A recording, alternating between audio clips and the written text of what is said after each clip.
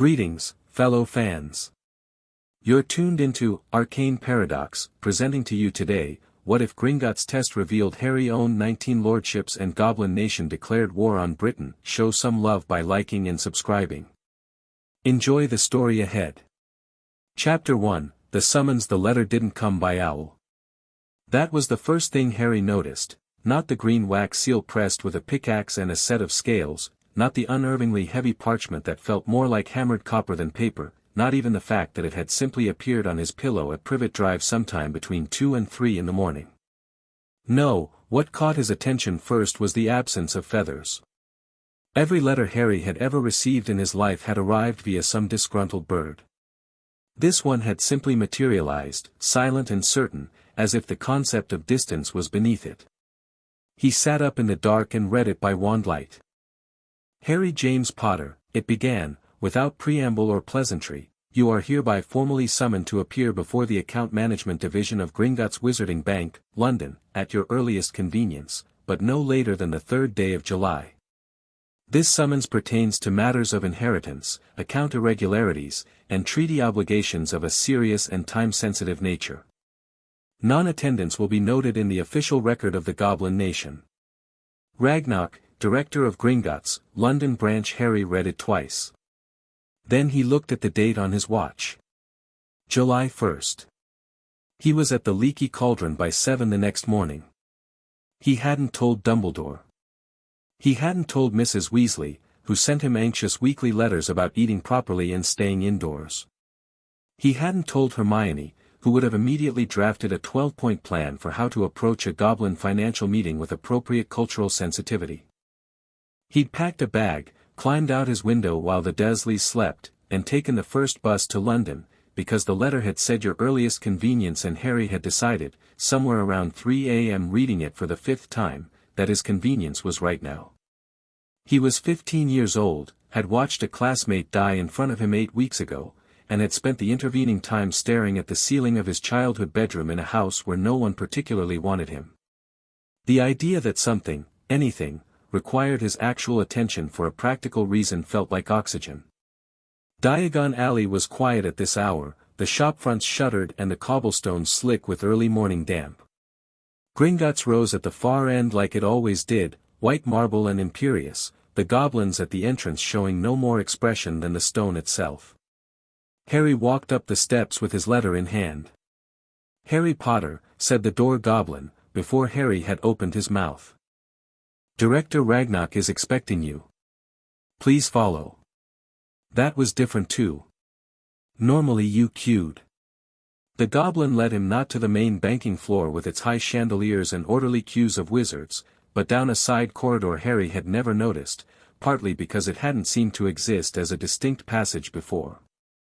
The walls here were rougher, the torches burning with a deep amber rather than white, and the air had the cool, mineral smell of deep rock. They went down 2 flights of stairs and through a door reinforced with something that wasn't quite metal and wasn't quite stone, and emerged into a room that Harry could only describe as a chamber. It was circular. The walls were carved with runes that moved, slowly, like sleeping creatures shifting in dreams. A round table of dark stone sat at the center with 2 chairs facing each other across it, and on one side of that table sat a goblin that Harry immediately understood was not a typical bank teller. Ragnarok was old. Not in a fragile way, in a geological way. His face had the settled, immovable quality of something that had decided long ago it wasn't going anywhere and had simply waited for everything else to confirm that. His eyes were black and sharp and completely, uncomfortably attentive. He was dressed not in a typical Gringotts uniform but in dark layered robes that had the faint sheen of chainmail woven underneath them, and his hands resting on the table were scarred across every knuckle. Sit, he said. Harry sat. You came alone, Ragnarok said. The letter was addressed to me. Something moved in the goblin's expression. Not quite approval. More like recalibration. Most young wizards in your position would have brought a guardian. A headmaster. A ministry representative. The letter didn't mention any of them. Harry placed it on the table. Is there a problem with me being alone? On the contrary. Ragnar picked up the letter and set it aside with the care of someone filing something for the record. It simplifies matters considerably. What I am about to show you is, legally, your private financial information. In the presence of guardians or institutional representatives, certain disclosure obligations become complicated. As it is, he nodded once, and two more goblins entered from a door Harry hadn't seen, carrying a flat stone basin between them. We may proceed directly. The basin was placed on the table between them. It was filled not with water but with something that had the consistency of mercury and the color of moonlight. Harry recognized it faintly, a pensive adjacent object, but older, rougher edged. This is an inheritance assessment basin, Ragnar said. What we use when the standard records are insufficient, disputed, or, in your case, deliberately obscured. We will require 3 drops of blood. Harry, who had done enough magical medical things in the past year that the request barely registered, drew a small blade from the kit on the table without being asked and pressed it to his fingertip. 3 drops fell into the basin and dissolved like ink into water. The room changed. Not physically, the walls stayed put, but the feel of it shifted. The runes on the walls stopped moving and oriented themselves, like compass needles finding north, all pointing toward the basin. The mercury-light surface of the basin began to rise and take shape, not images exactly, but structures, architectural, genealogical, something between a family tree and a blueprint. And it kept rising. Harry watched it grow and felt something cold settle in his chest that wasn't fear exactly. It was the specific feeling of seeing a number so much larger than you expected that your brain refused it on first pass. "What is that?" he said. "Your inheritance," Ragnar said. "Or rather, what your inheritance should be." He stood and moved around the table, and his voice shifted from formal to something else, something that had edges. "What it is, what you have, is considerably less. We will begin with what is yours by right." The structures in the basin were named, now, labels rising through the light in script that Harry could read despite it not being English. House Potter. That one he knew. What he hadn't known was its full scope. The Potter line ran deeper than James and Fleamont. It stretched back 8 generations into territory that had been quietly, systematically absorbed by neighboring houses when each Potter patriarch died young. House Potter holds dominion over 3 dependent houses, Ragnar said, using a thin rod to indicate specific structures. Peveril, from which the Potters descend through the maternal line 4 generations back. Gryffindor, through an original founder's compact that passes to the last living magical heir of specific bloodlines. And House Emrys. Harry looked up from the basin. Emrys. As in, the lineage is long and the claim has been dormant for several centuries. But dormant is not extinct. Ragnar met his eyes. The blood does not forget. The structures kept rising. House Black, Harry blinked at this one. I thought Sirius Black was disinherited by his mother. However, the magical succession of a noble house does not follow a matriarch's personal decree.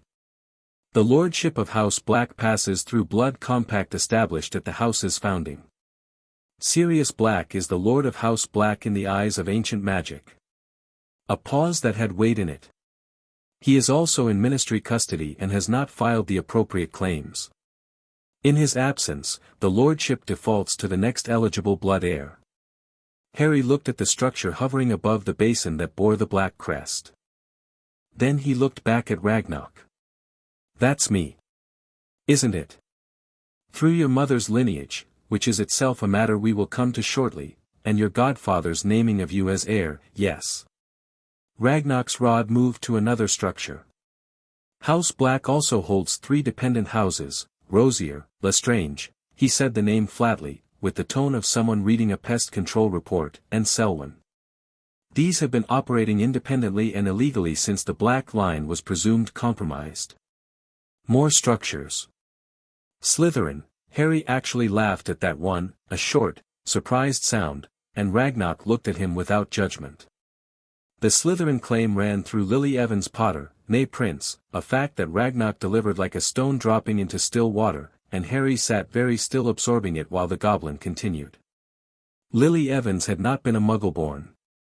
She had been a descended line of the Prince family, which itself descended from Salazar Slytherin's only daughter, a line so thoroughly buried by Dumbledore's interference that her Hogwarts letter had arrived carrying her mother's maiden name rather than Prince. "Wait," Harry said. Ragnarok waited.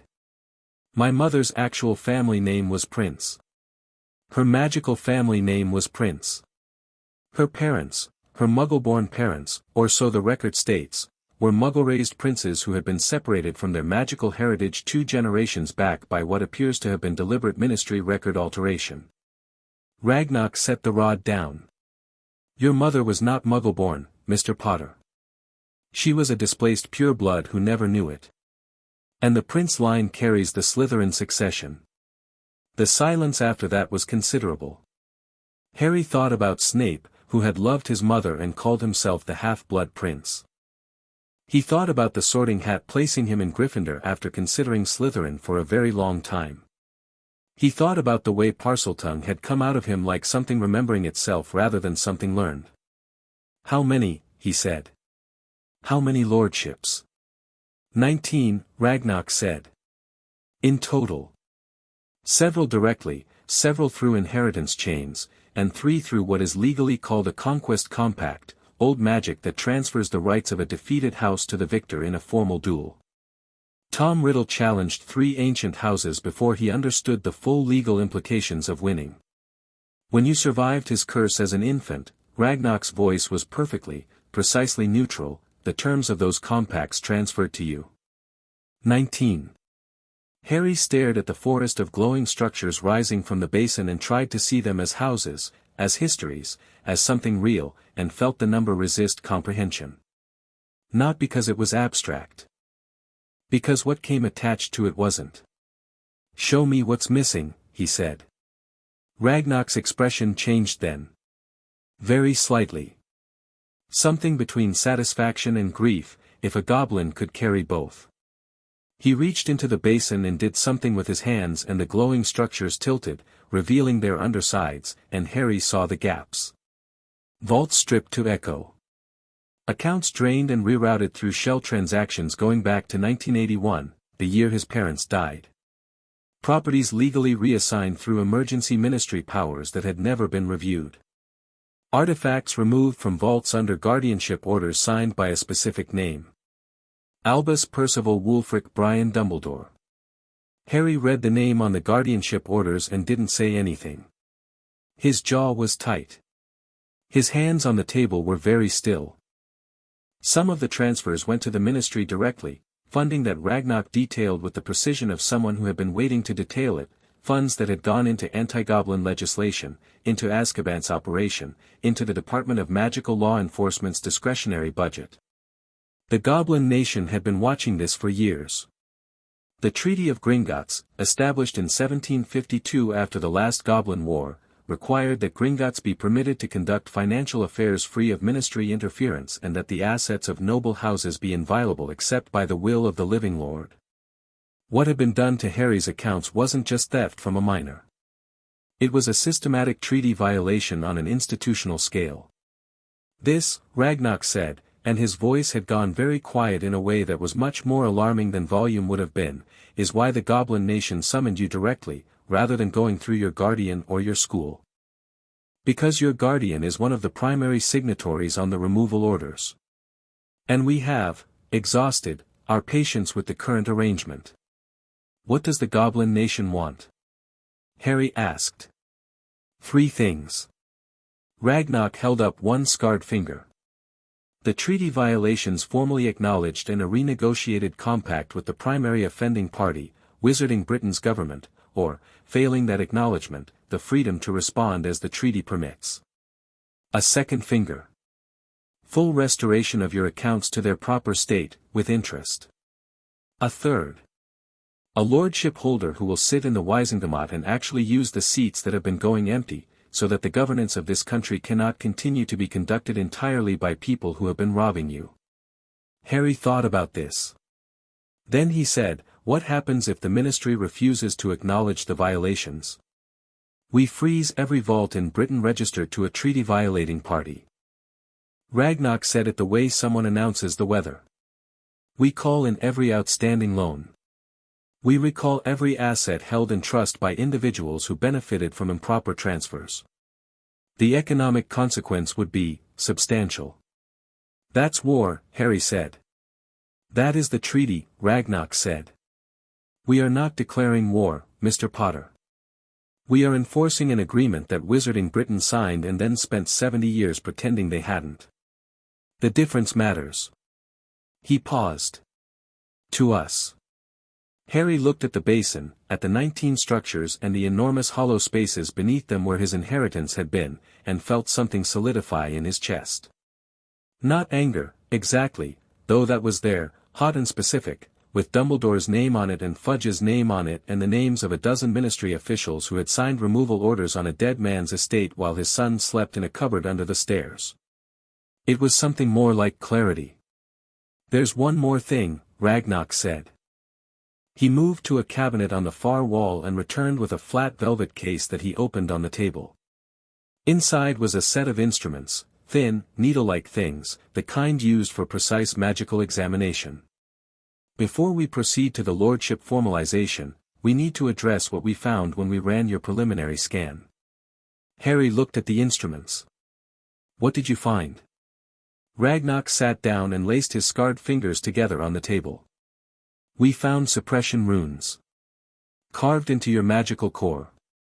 Placed there when you were approximately 18 months old. The room was very quiet. Suppression runes, Harry repeated. They don't prevent magic. You've clearly been using magic your whole life.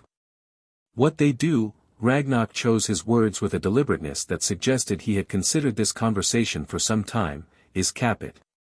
Compress it. Reduce what comes out to a fraction of its natural flow. They are the kind of rune work used historically on political prisoners. On very powerful children whose families wanted control over them. And, a pause, on heirs of multiple noble houses, to prevent the kind of accidental magical convergence that happens when very old bloodlines compound. Harry sat back in his chair and breathed through his nose. Who put them there? The signature is not clear enough to be definitive. The style is consistent with very old magic, and the placement is precise enough to require either direct contact with an infant or a medical proxy. Ragnak held his gaze. We would recommend their removal. The process will take approximately 2 hours, will be uncomfortable, and will have side effects in the days following. What kind of side effects? Your magic will recalibrate to its actual natural level. This will feel strange. It may manifest physically. Things near you may react. A considered pause. You may find certain spells produce considerably more force than you are accustomed to. Remove them, Harry said. Now.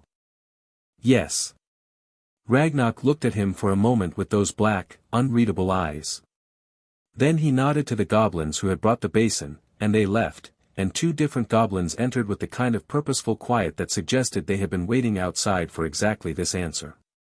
What followed was 2 hours that Harry would not describe to anyone for some time, not because it was the worst pain of his life, it wasn't, quite, but because it was the most interior pain he'd ever experienced.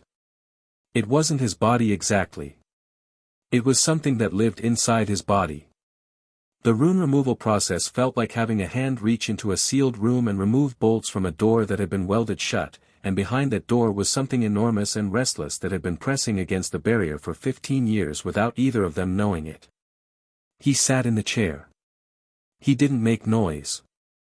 He gripped the armrests and stared at a fixed point on the wall and let the goblin runesmiths work, and at one point the amber torches in the chamber flared a white-hot color and 2 of the runes on the wall cracked with a sound like a gunshot, and the lead runesmith said something in gobbledygook and everyone stood back a little. When it was done, Harry sat very still and felt different. Like the room had gotten smaller. Not physically. The volume he occupied hadn't changed. But the sense of the space around him, the awareness of the stone and the runes and the faint electric signature of Ragnak sitting across the table, all of it had sharpened in a way that reminded him of the first time he'd put on his glasses at age 8.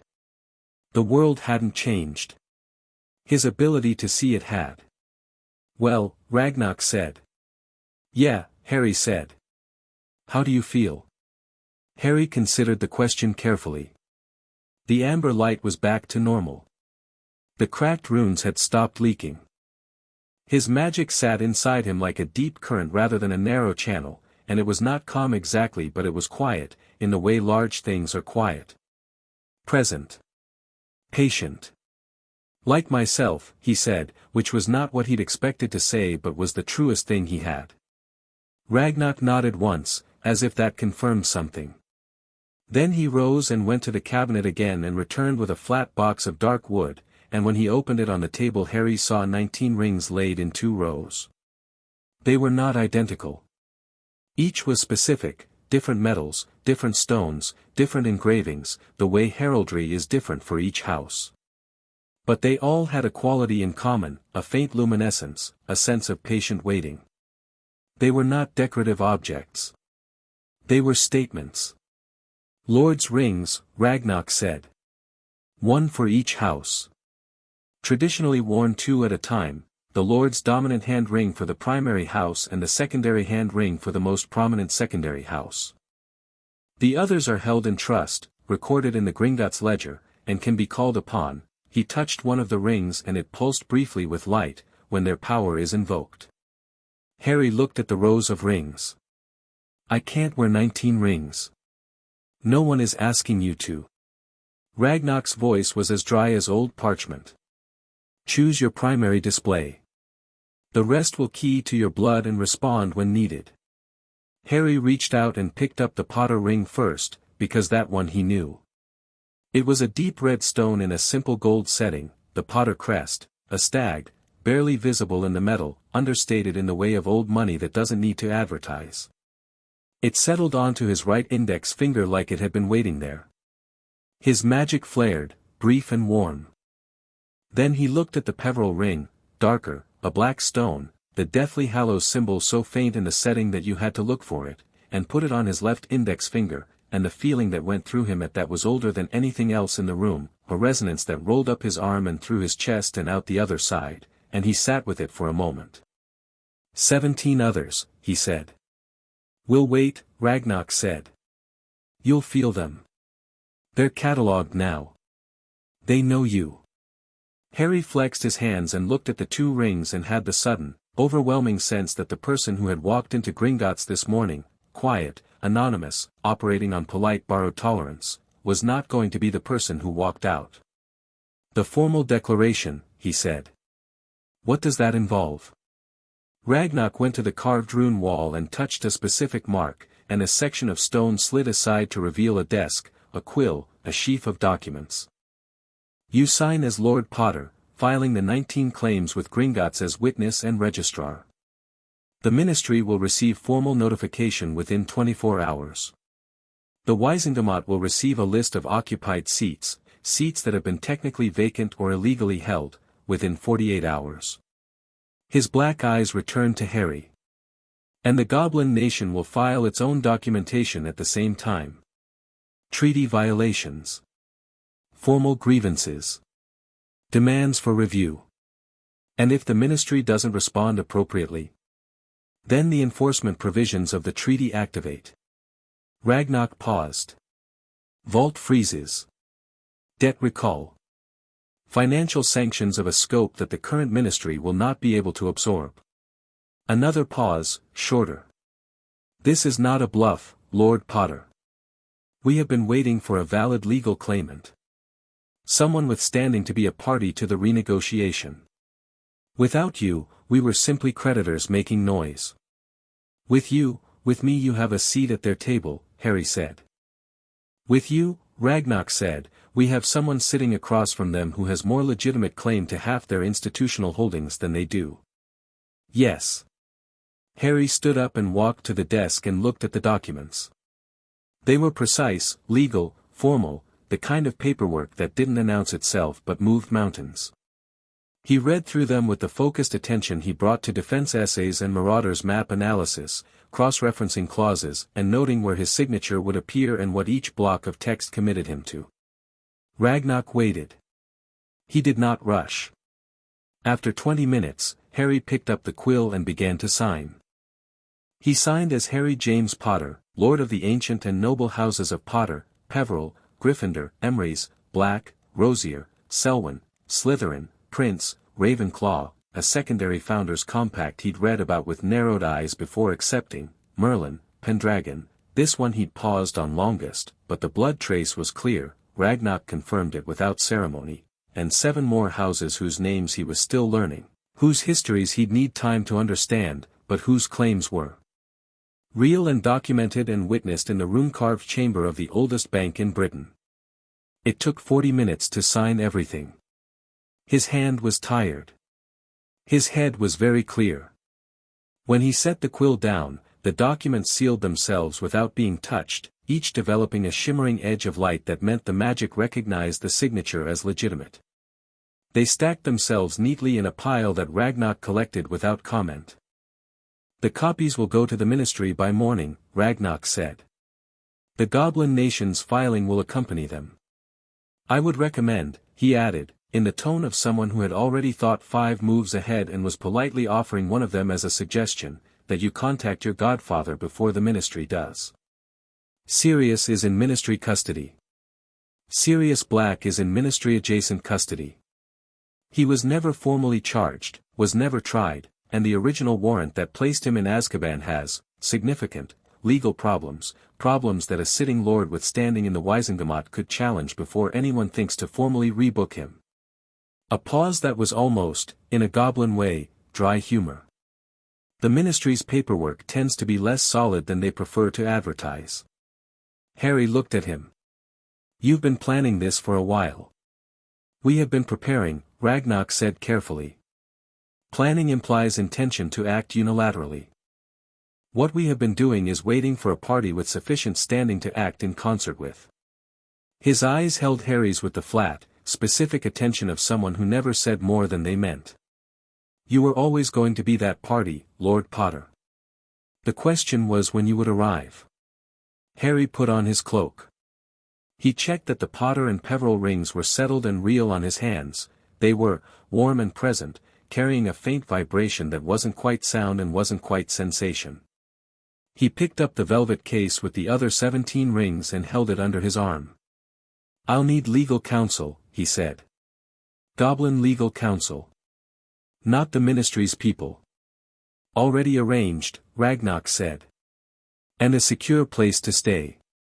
Not Privet Drive. Not the Burrow. Potter Manor in Godric's Hollow has been sealed and idle since 1981. The wards are outdated but the structure is sound. A Gringotts security team can have it habitable and warded within the day. Do it." Harry turned toward the door, then stopped. "Ragnar." The goblin looked at him. "Why help me?" "Honestly." Not the official answer. Harry turned back to face him fully. "You could have filed the treaty violations without me. Slow burn, financial pressure, eventual settlement. What do you actually get from having me in that Wizengamot seat?" Ragnar was quiet for a moment, and it was a real quiet, not a calculated one. When he spoke, the formal precision was slightly less present. "The last time the Goblin Nation went to war with Wizarding Britain," he said, "we lost. Not on the battlefield. In the negotiation room, because we had no one at the table who understood both sides. We need someone who speaks wizard." His chin came up a fraction of an inch. "We need someone who cannot be bought, because they already own more than can be offered. And we need someone who will not pretend the agreement means something it doesn't when it becomes inconvenient." He looked at Harry for a long moment. "You read those documents for 40 minutes when any wizard in your position would have signed in 40 seconds. You asked the right question just now instead of the comfortable one." A pause. "That is why." Harry held his gaze for a moment, then nodded. "Then let's not waste the head start." He walked out of the chamber, up the rough-hewn stairs, back through the corridors of Gringotts. The main banking floor was busier now, mid-morning, witches and wizards queuing for their vaults, tellers working with efficient indifference. No one looked at Harry Potter twice. He was just a boy in jeans and a worn jacket with a velvet case under one arm. He stepped through the tall doors into Diagon Alley and the summer light hit him at full strength. The rings on his hands caught it and returned it, and Harry stood at the top of the white marble steps for a moment, feeling the hum of a magic he hadn't known he had running through him like a new heartbeat. His name was Harry James Potter. He was 15 years old. He was the lord of 19 ancient houses, the rightful holder of 17 additional lordship rings sitting in a velvet case under his arm, and he had just filed legal paperwork that would reach the Ministry of Magic in the morning and change, permanently and completely, the game that everyone had been playing around him without his knowledge for his entire life. He was not afraid. He walked down the steps into Diagon Alley and started making plans.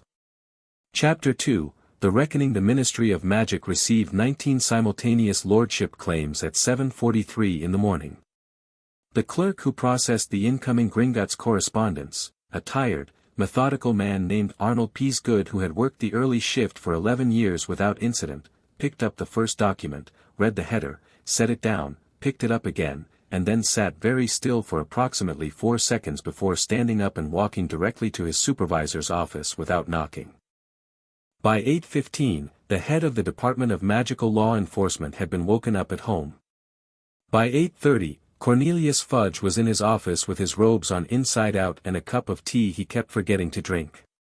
By 9 o'clock, the Wisengamot clerk's office had confirmed, with increasing panic, that 19 seats in the ancient chamber, seats that had been logged as vacant, dormant, or in disputed succession for anywhere between 14 and 300 years, had been formally and legally claimed, registered with Gringotts as witness, and would require official acknowledgement under the Lords' Compact of 1432, a piece of law so old that the clerk had to send an urgent owl to the magical archives because they didn't have a copy in the office. By 9:30, Cornelius Fudge had read the Goblin Nation's accompanying filing and spilled his tea. Harry was eating breakfast at Potter Manor. The manor was not the crumbling ruin he'd half expected. The Gringotts security team had been thorough. The wards were back up, layered and specific, keyed to his blood. The kitchen had been restocked. The dust had been cleared and the shutters opened, and morning light came through windows that Harry suspected hadn't seen it in 14 years. The house smelled like stone and old wood and something he couldn't name but recognized anyway, the way you recognize a song you've never heard but know was played before you were born. He sat at the kitchen table with a plate of eggs and the documents Ragnock had given him, summaries, account breakdowns, the treaty text, the list of violations with dates and signature names, and he read while he ate, making notes in the margins in his cramped handwriting. The 2 rings on his hands sat warm and patient. He'd slept for 6 hours and woken up feeling more alert than he had in weeks, his magic moving through him like a tide that knew where it was going. Hedwig was perched on the back of the empty chair across from him, watching him eat with the proprietary judgment of an owl who has decided breakfast is taking too long. "I know," Harry said. "I'm almost done." She ruffled her feathers. He'd sent 2 letters last night. One to Sirius, carefully worded, nothing about the lordships in case ministry eyes were on the mail, just a location and a request, the kind of note that would read as nostalgia to anyone intercepting it but would mean everything to the one person who knew Harry's handwriting and the particular marauder reference buried in the second paragraph. The second letter had gone to Amelia Bones, head of the DMLE, because Ragnock had flagged her file specifically when walking Harry through the list of ministry officials and said, with characteristic goblin economy, "This one does not appear on the removal orders." The morning moved fast after that. Hermione arrived first, which surprised Harry only because he hadn't invited her. She came through the flue, he'd registered the manor's connection the night before, keyed to specific names, and stood in the kitchen doorway with her hair wild from travel and her expression doing the complex calculation it always did when she walked into a situation she hadn't been briefed on. "Your letter said urgent, come alone," she said. "So I told my mum I was visiting a friend and came alone." "Where are we?" "Potter Manor." "Sit down, I'll make tea." "You can make tea." The Dursleys weren't big on magic doing the cooking. He put the kettle on the Muggle way and watched her sit across from his pile of documents, her eyes moving over the top page with the speed that made her Hermione. He let her read. She'd need the information anyway, and explaining it would take longer than letting her absorb it directly. She was quiet for longer than expected. That was how he knew she was taking it seriously. "Harry," she said, when she'd gotten through the third page. "Yeah. This is," she set the page down. Then picked it up again. "The Gryffindor succession. The Slytherin succession. This isn't a minor financial irregularity, this is, 19 houses," Harry said. "I know. And your mother's family," she stopped and collected herself with visible effort.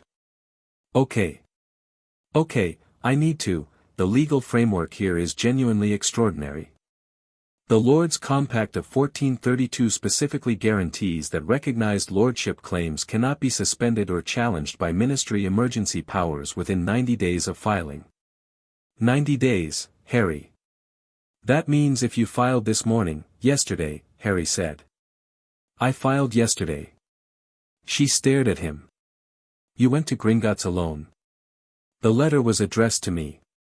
I'm not criticizing, I'm just, she turned back to the documents and flipped to the Goblin Nation's filing. He could see her reading it the way she read things that alarmed her, quickly, lips slightly moving. This is a formal declaration of financial war.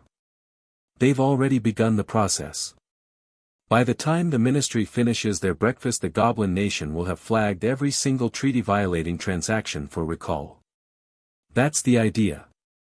Do you understand what happens to the wizarding economy if Gringotts freezes the flagged vaults? She looked up. Her voice was measured, which meant she was actually worried. The Malfoy vault alone, the Blacks, the Parkinsons, every family that received improper transfers, that's a third of the liquid wealth in the country. The markets will, that's not my fault. Harry poured 2 cups of tea and brought them over. That's the consequence of doing what they did. The Goblin Nation isn't doing anything that isn't in the treaty they all signed. Hermione wrapped both hands around her mug. She was thinking, he could see it, the micro-expressions of someone working through implications faster than most people follow arguments. Then she looked at the lordship list again, and something shifted in her face. Less shock. More recognition. They stole from you for 14 years, she said. While you lived in a cupboard. While I lived in a cupboard, Harry confirmed. She was quiet for a moment. Then, what do you need me to do? This was why Hermione was Hermione. She could be institutional to the point of frustration, she could cite rules in situations where the rules were the problem, but underneath all of that was someone who knew right from wrong and chose right when the count actually mattered.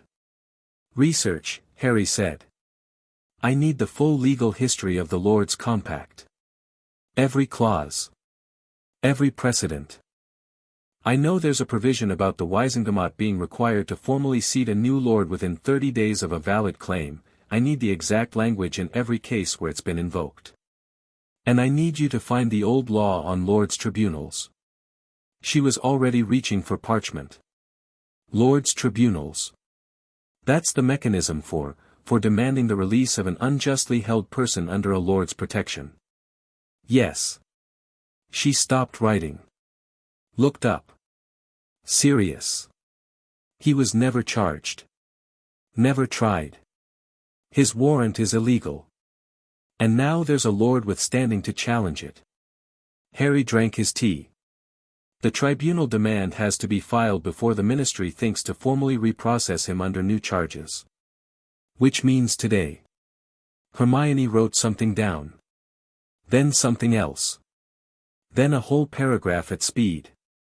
The ministry is going to try to counterfile, she said, not looking up. They'll argue the lordship claims are fraudulent, or that they require additional verification, or that, they can try, Harry said. Gringotts is the witness and registrar. The ministry doesn't get to tell Gringotts its own documents are fraudulent.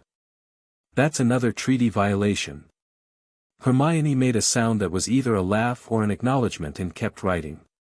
The flue flared green 20 minutes later and Neville stepped out, blinking, patting soot off his robes. He'd grown over the summer. Harry had noticed this at King's Cross, but it struck him again now. Neville looked less like he was apologizing for taking up space. "Got your letter," Neville said. "Gran nearly didn't let me come. I told her it was school business." He looked around the kitchen. Are we in Godric's Hollow?" "Potter Manor," Harry said. "Neville, what do you know about your family's House Longbottom succession?"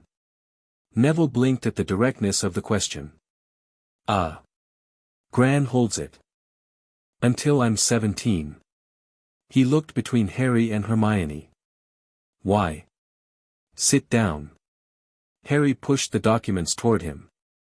"The short version is, several houses that should be independent have been running as dependent houses under improper succession claims. Longbottom is one of them. The Lestranges, before Azkaban, were running a dependency claim on House Longbottom assets through a forged compact from 1979. Neville sat down. He picked up the relevant page.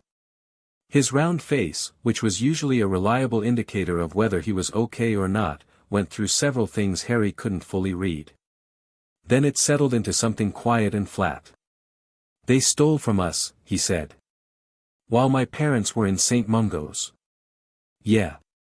Neville set the page down with a very precise, controlled movement. "What do you need from me?" Harry had known Neville for 4 years. He had underestimated him for most of them and in the past year had stopped, because the Triwizard Tournament had a way of clarifying exactly who your actual friends were. He'd seen Neville refuse to give Umbridge the satisfaction of crying during a history of magic exam when other students crumbled. Neville Longbottom had a spine like good wood, it bent under pressure and came back. "Your house has a seat in the Wisengamot," Harry said. "I need every allied seat I can get before the emergency session that's definitely being called this morning. And I need someone I trust at my back in that chamber." Neville looked at him steadily. "Done," he said. Hermione looked up from her notes. "Harry, Dumbledore is going to come here." "I know. He's going to, I know what he's going to do," Harry said. "He's going to explain why everything that happened was actually for my own protection and he's going to be very kind and very wise about it and he's going to ask me to take a step back and trust him." Harry looked at his rings.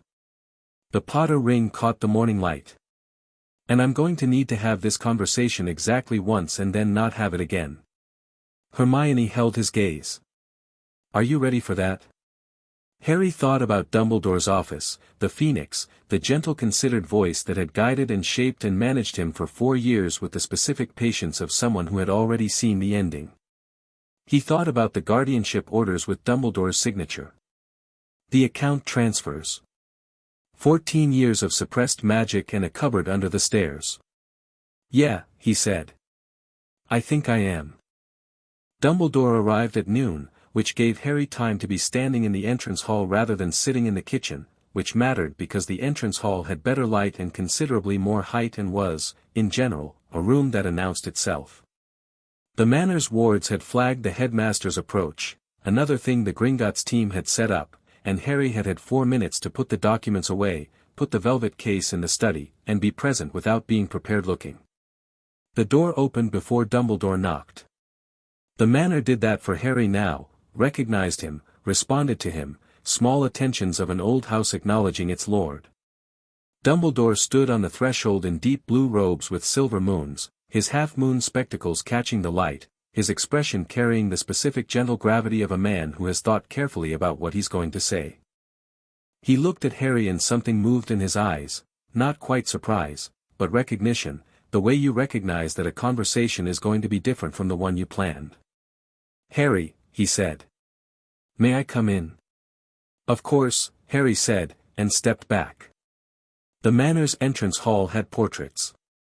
Harry hadn't had time to meet them all yet, but they'd been watchfully present since he arrived, the generations of Potters observing from their frames with the specific curiosity of people watching something they'd waited a long time to see. He was aware of them now as Dumbledore stepped inside and looked around with the attentive gaze of a man cataloguing. "You've restored the manor very quickly," Dumbledore said. "Gringotts?" Ragnarok offered a security team. Harry led him into the sitting room, which was high-ceilinged and comfortable in a way that had clearly once been elegant, the furniture old but well-made. "Please sit." Dumbledore sat. Harry sat across from him. The two-chair arrangement was not accidental. For a moment neither of them said anything, and in that moment Harry took the measure of Dumbledore the way he was learning to take the measure of things, not through the softening lens of fondness and trust that had blurred every interaction they'd had for 4 years, but straight. Albus Dumbledore was brilliant, genuinely, uncomplicatedly brilliant, and he was also someone who had made decisions about Harry's life with the certainty of a man who trusted his own judgment so completely that the question of consent had simply not occurred to him as relevant. "I imagine," Dumbledore said, and his voice was calm and warm and everything it always was, "that you have questions." "A few," Harry said. "But I think you should go first. You came here to say something. Say it." Dumbledore looked at him over his spectacles. "You've grown up a great deal since term ended," he said. "I've had a productive morning." A small, careful smile. "Harry, I want you to understand, the decisions I made regarding your accounts, your guardianship, your placement at Privet Drive, they were made with the full weight of what I knew about Voldemort's capacity, your importance to the fight ahead, and the necessity of keeping you protected and, at times, limited in ways that were painful." Harry said. "Necessary," Dumbledore finished gently. "I know this is not what you want to hear.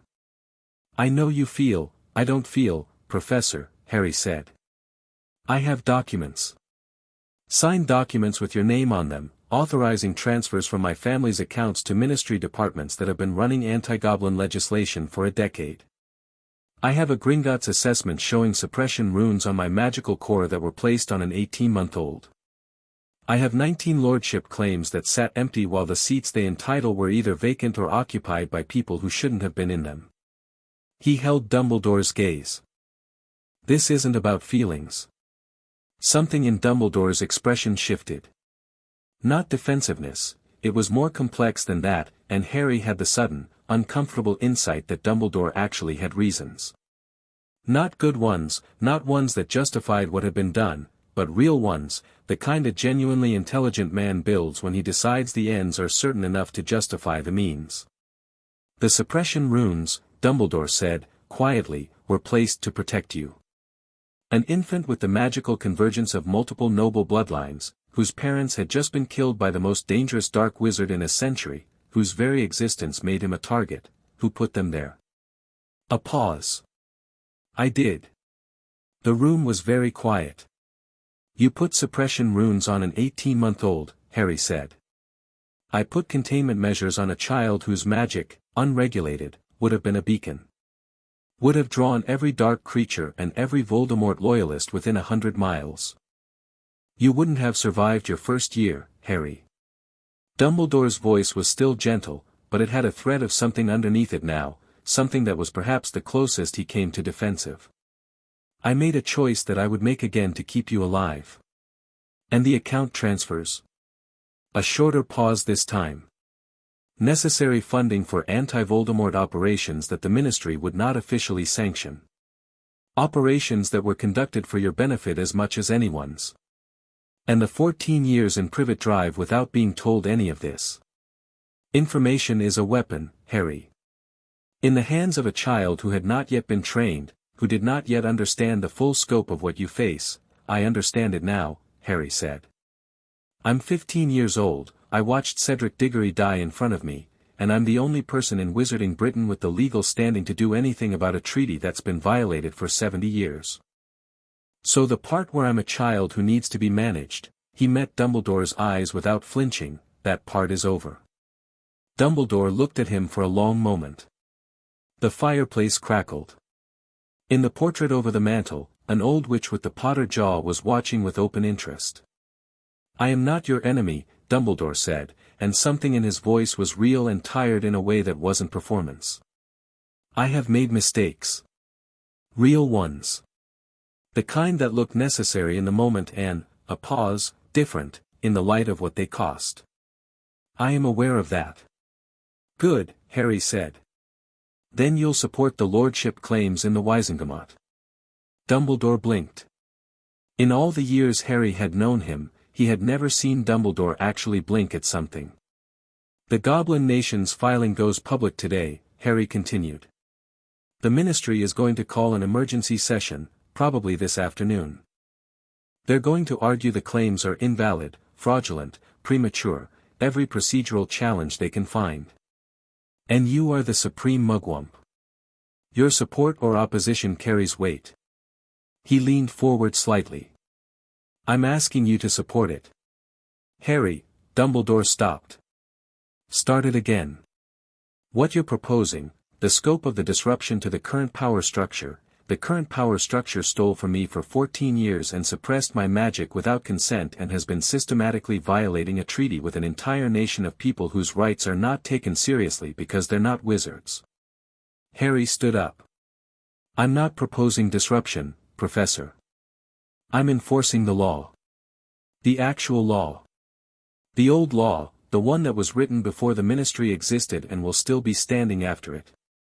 If you want to tell me that's dangerous, I'll agree with you. But dangerous for who is a more complicated question than you might think. Dumbledore rose as well. He was taller than Harry, and older, and carried the weight of long experience in the set of his shoulders, and none of that moved Harry in the way it once would have. He looked at his former headmaster and felt, more than anything, a kind of clarity that was almost sad. I will not oppose the claims in the Wizengamot, Dumbledore said, slowly.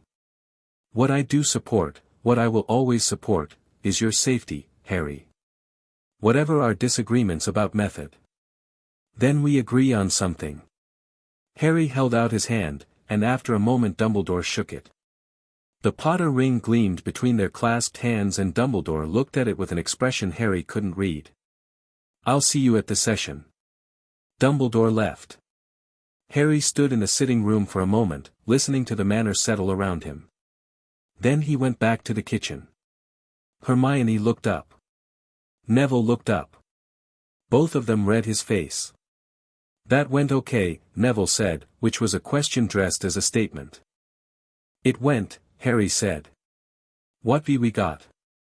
The emergency session is confirmed, Hermione said, and she had 3 rolls of parchment in front of her now, covered in the dense tight script of someone who has been working at speed. 2 o'clock this afternoon. Fudge has been on the flu all morning. I had the manor's eavesdropping wards note the magical signatures coming through the public network. Ragnarok's team set that up. She indicated a smaller parchment. He's contacted Lucius Malfoy twice. Dolores Umbridge. The head of magical games and sports for some reason, which I think was a misdial. And 3 senior Wizengamot members who are all in the records as having signed improper transfer orders. He's building a block, Harry said. He's panicking and building a block, Neville corrected. There's a difference. Panicking people make mistakes. Harry looked at him. Neville shrugged with the mild expression of someone who has grown up watching his grandmother run a noble house and absorbed political strategy through sheer proximity. Amelia Bones? Harry asked. Replied this morning. She'll meet you outside the Wizengamot chamber at 1:30. Hermione hesitated. Harry, she asked how you knew she was clean. Tell her Ragnarok's records. And tell her that the DMLE's budget for the last 3 years is specifically not in the flagged transfers, which means she's been running her department on legitimate funds while everyone around her was running on stolen ones. He paused. She'll understand what that means. Hermione wrote it down. Neville was looking at the documents again, specifically the page about Longbottom assets. The Lestrange dependency claim, he said. If it's forged from 1979, that's before my parents were attacked. They couldn't have agreed to it. They didn't, Harry said. Someone forged your father's signature. The Gringotts runesmiths can identify it. The ink compound is wrong for 1979, it's a late 80s formula. He watched Neville absorb this. Your family's assets should be fully independent. No dependency, no liability. We're filing the corrective claim today alongside everything else. Neville was quiet for a beat. Thank you, he said. It was not a small thing, the way he said it. Don't thank me, help me get through this afternoon without the ministry throwing the whole thing out on procedural grounds. The Wisengamot chamber was old. Older than the ministry building that housed it, older than most of the institutions Britain had built around it, a circular room of tiered stone seats that remembered real history in the way old wood and old stone does, in its grain and weight and the way sound moved in it. Harry had been in this room before, for his own hearing in his 4th year, standing alone in the center while the tiered seats watched him. He remembered how small it had made him feel. He walked in at 2 o'clock and took his seat, and it was different. He had 19 lordship claims filed with Gringotts. He had the Potter ring on his right hand and the Peveril ring on his left, and both of them were warm with the specific warmth of things that belonged. He had Hermione in the gallery. She couldn't sit in the chamber itself, but she was there, 3 rolls of parchment on her lap, ready to pass notes through a magical relay she'd set up in the 20 minutes before the session. He had Neville 2 seats to his left, in the Longbottom seat that Augusta had never filled herself but had kept technically occupied by proxy, and Neville had come in with his chin up and his grandmother's voice in the set of his jaw. He had Amelia Bones, who had met him in the corridor at 1:30 with iron-grey hair and direct eyes and had looked at the rings on his hands and said, simply, "You've made a large number of powerful enemies this morning." And Harry had said, "I know. Are you one of them?" And she'd said, "No," and that had been the end of the preamble. She sat in the DMLE director's seat with her arms folded and her expression the specific composed alertness of someone waiting for a fight they've already planned for. The chamber filled. Harry watched the faces, the ones that looked at him with surprise, with calculation, with poorly concealed alarm. The Malfoy seat was occupied by Lucius, who took his place with the smooth self-possession of a man who did not allow his face to reveal anything, but his eyes when they found Harry were the specific cold of something recalibrating. Harry met his gaze and did not look away first. Dumbledore took the supreme mugwump chair, and the session was called to order. Fudge opened. He was sweating slightly and his lime-green robes had not been an inspired choice for a day when he needed to project authority. He laid out the ministry's position in terms that were professionally anodyne. The lordship claims had been received, were being reviewed. Procedural questions remained about the method of filing. The Goblin Nation's accompanying declaration represented an overreach that the ministry did not recognize as legally valid. A committee would be formed, Minister, Harry said. The chamber quieted. Fudge blinked. Lord, Mr. Potter, this is not the moment for the Lord's Compact of 1432, Harry said, not loudly, but with the specific clarity of someone who knows exactly what they're saying and exactly why they're saying it now, requires that valid lordship claims be acknowledged by the Wisengamot within 30 days. Not reviewed. Not assigned to committee. Acknowledged. Gringotts registered the claims yesterday. The clock is running. The question of validity is not a question, Harry said. Gringotts is the legally recognized registrar of noble house succession under the Accord of 1689. Their determination of validity is final and not subject to ministry override. Again, treaty provision. He picked up the parchment Hermione had prepared, the one with every relevant clause numbered and cross-referenced with cases, and slid a copy to the session clerk.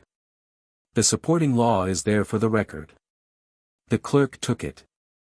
The chamber was doing the thing chambers do when they feel a shift, a low murmur moving through it like water finding cracks. Lucius Malfoy spoke. His voice was controlled, precise, carrying the particular weight of someone who has been speaking in this chamber for years and knows how to use the room's acoustics. Lord Potter's claims, however validly filed, do not address the matter of current holders. Several of the houses claimed are currently operating under recognized leadership, under improper succession claims documented by Gringotts, Harry said, and looked at Malfoy directly.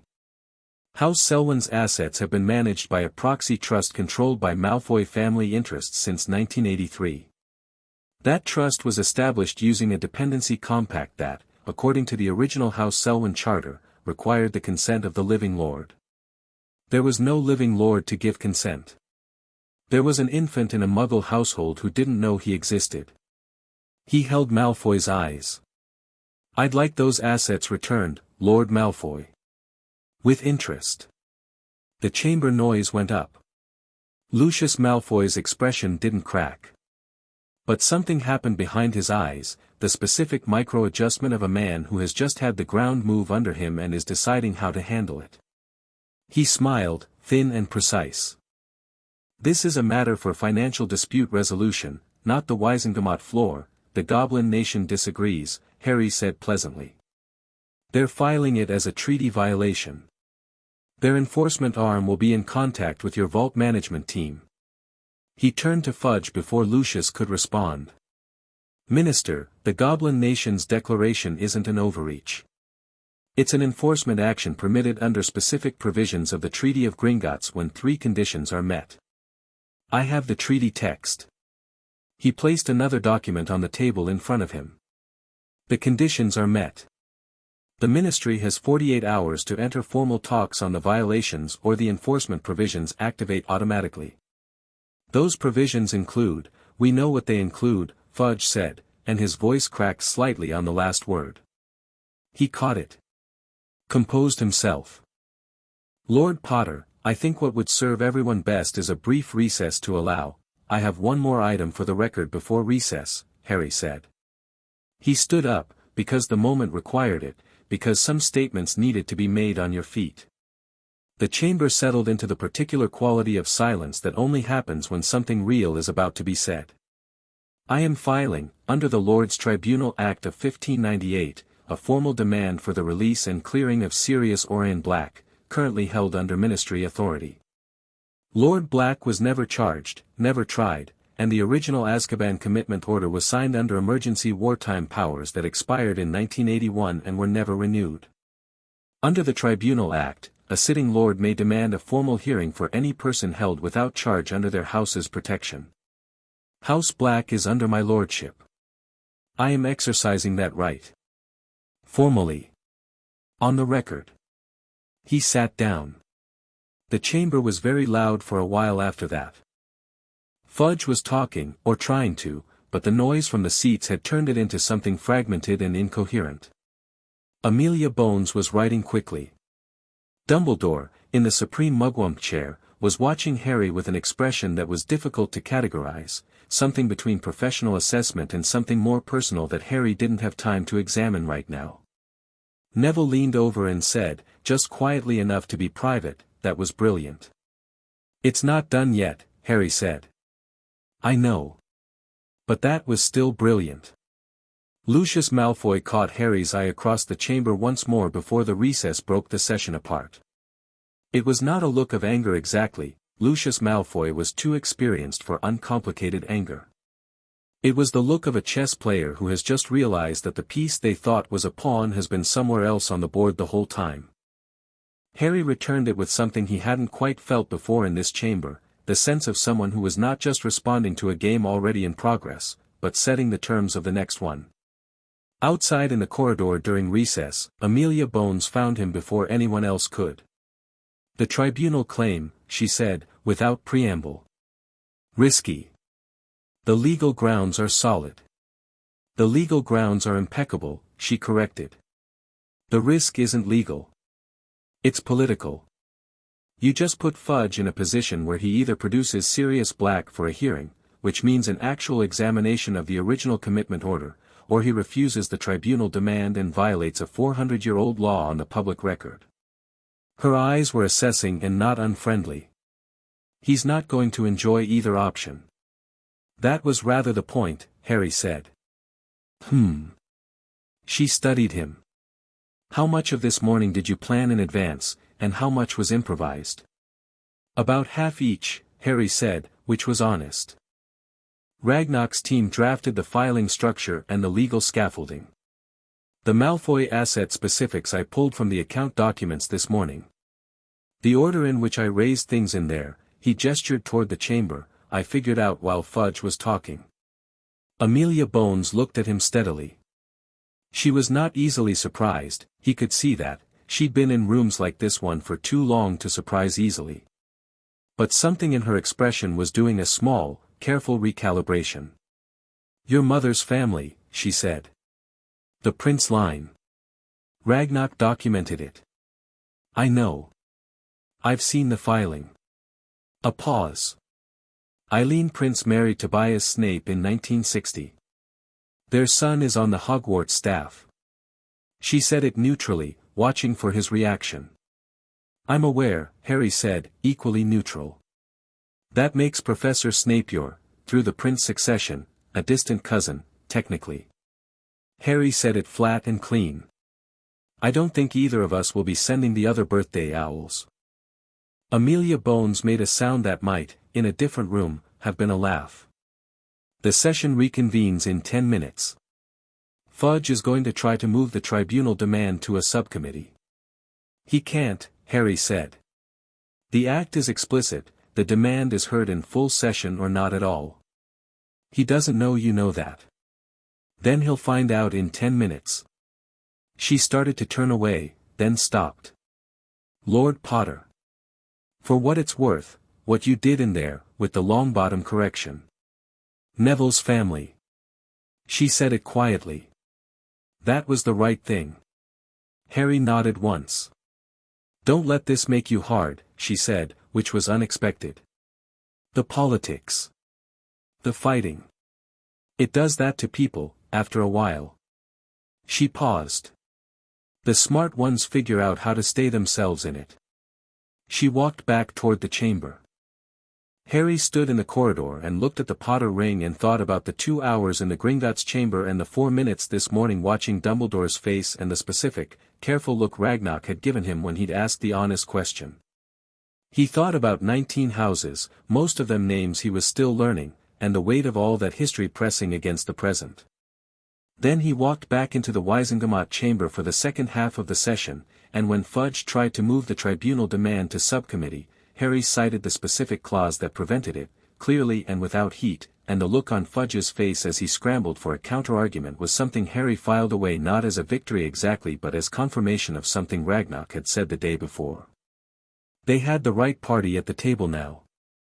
The rest was just the work. Chapter 3, Old Walls. The tribunal hearing was set for Friday. That gave Harry 3 days, which was either enough time or not nearly enough, depending on which problem he was looking at. The Wizengamot session had ended with the ministry in an uncomfortable legal corner. They couldn't deny the tribunal demand without the kind of public statutory violation that Amelia Bones would have to formally investigate, and they couldn't grant it without producing Sirius and the original commitment papers, which were, as Ragnarok's team had already confirmed, built on procedural sand. Fudge had recessed the session with the specific energy of a man buying time while his strategists figured out what he'd missed. Harry had walked out into the evening sun with Neville and spent the foot trip back to Potter Manor thinking about what Lucius Malfoy's face had looked like. Not afraid.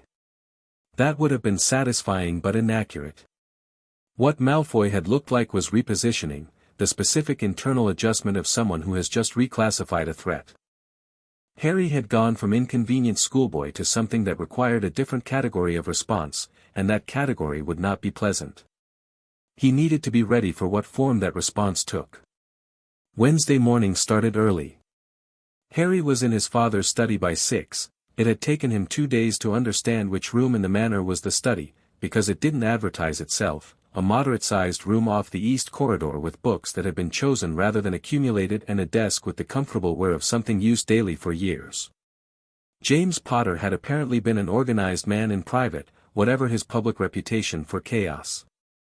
There were notes in the margins of the law books, quick and sharp, and Harry found himself reading his father's handwriting with the same focus he brought to everything now, looking for patterns.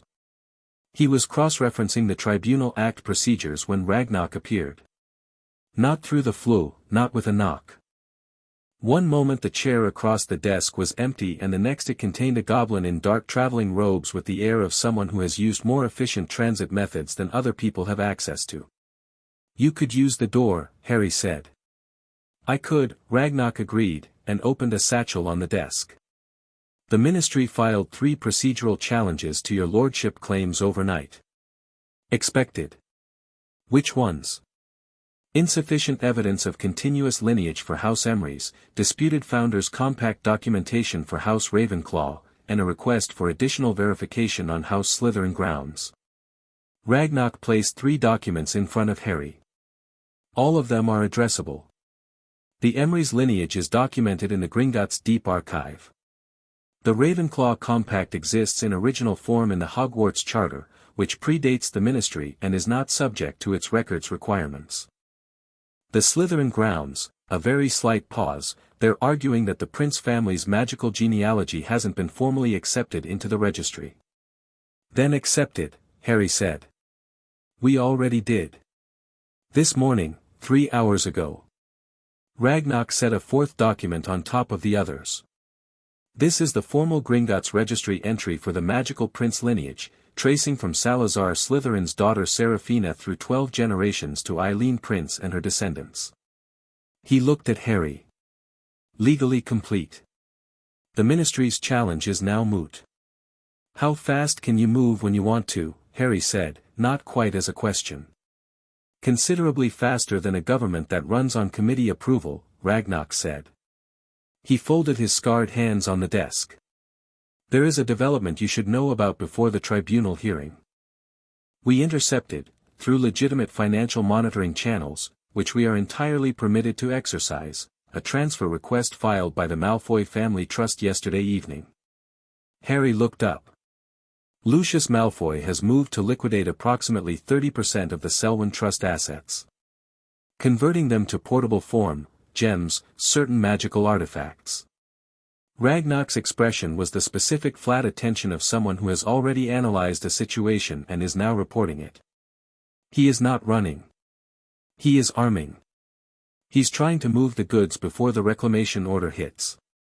Before the reclamation order is formally activated, yes.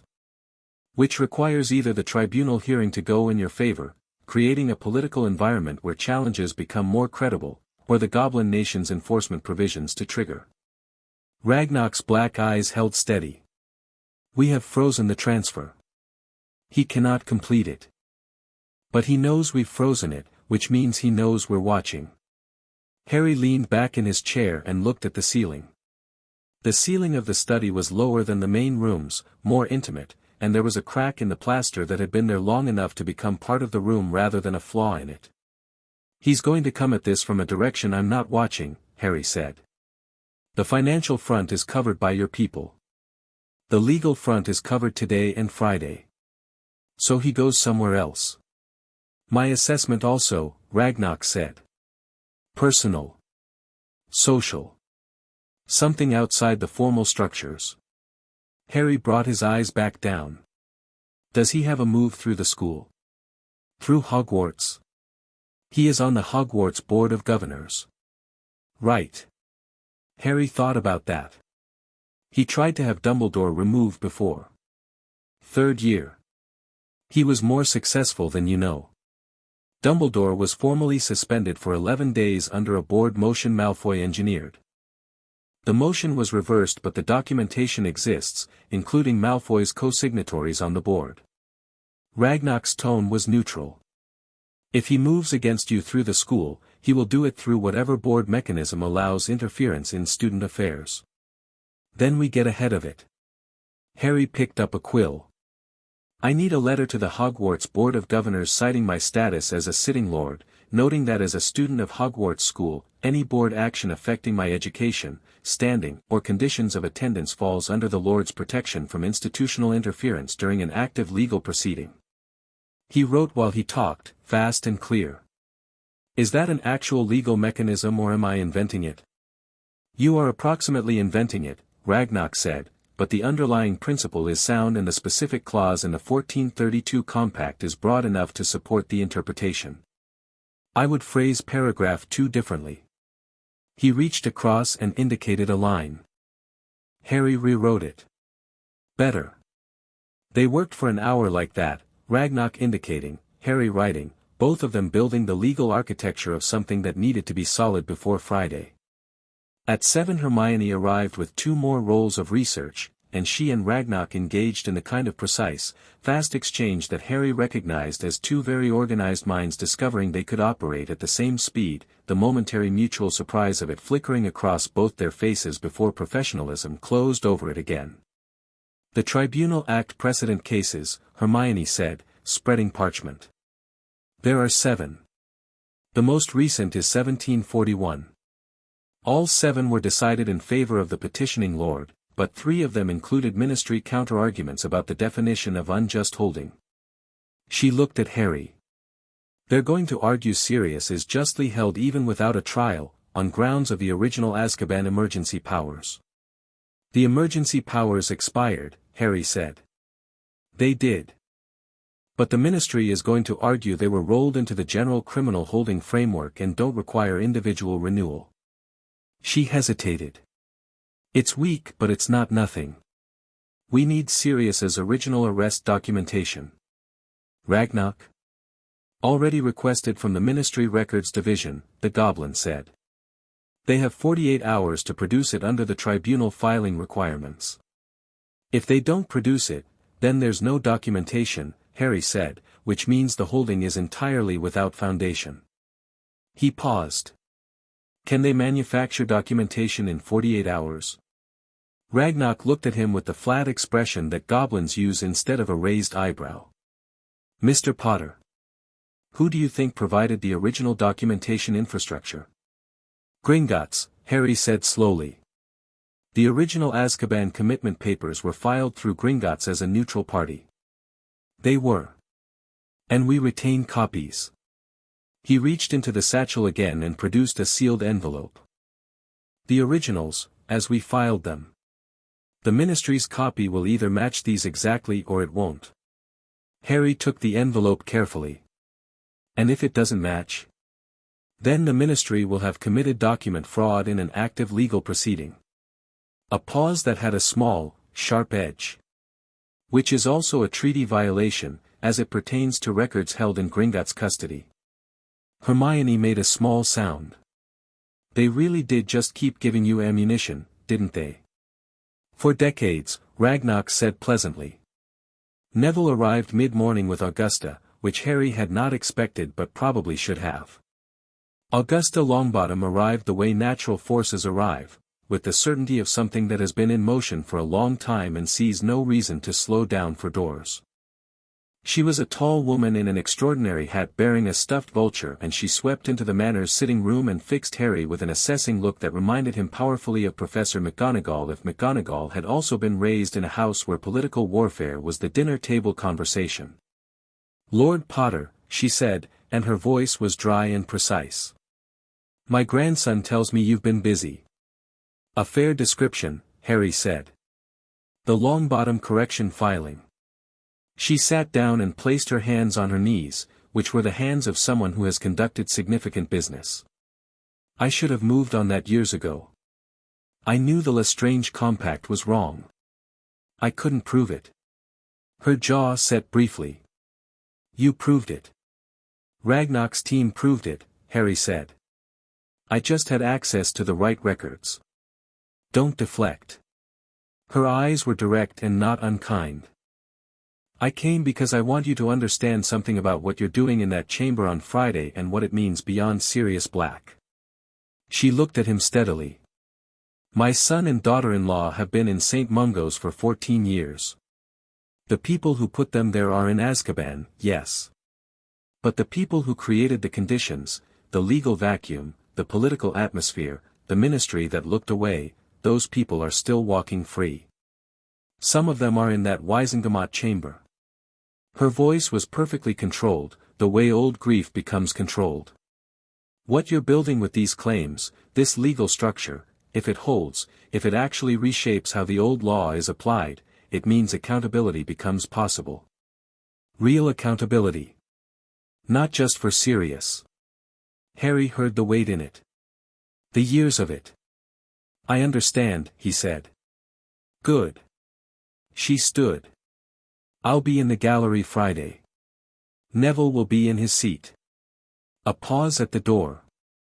And Lord Potter, stop apologizing for what you know and what you can do. You've been very precise and very prepared, and that's not luck, it's work. Own it. She left. Harry looked at Neville. Neville's expression was somewhere between exasperated and quietly proud. She likes you, he said. She told me on the way here. She called me precise and prepared. That's very high praise from my grandmother, Neville said seriously. Thursday was the day Lucius Malfoy made his move, and Harry had been right about the direction. It came through Draco. Not a formal legal challenge, not a ministry maneuver. Draco Malfoy appeared at the boundaries of Potter Manor's wards at 2 in the afternoon, standing on the lane in his summer robes with his characteristic posture of affecting not to care about things that obviously consumed him completely. Harry felt the wards register him, a specific alert, low level, the kind that meant a known magical signature waiting at the perimeter rather than an intrusion attempt. He went out to the lane. Draco looked him over in the way he always had, that calibrated assessment that was performing superiority while actually conducting reconnaissance. But something was different today. The performance had a crack in it. Nice wards, Draco said. Thanks. Ragnarok's team. Goblin work. Draco said it with only about half the usual dismissal, which meant he was genuinely rattled. My father wants a meeting.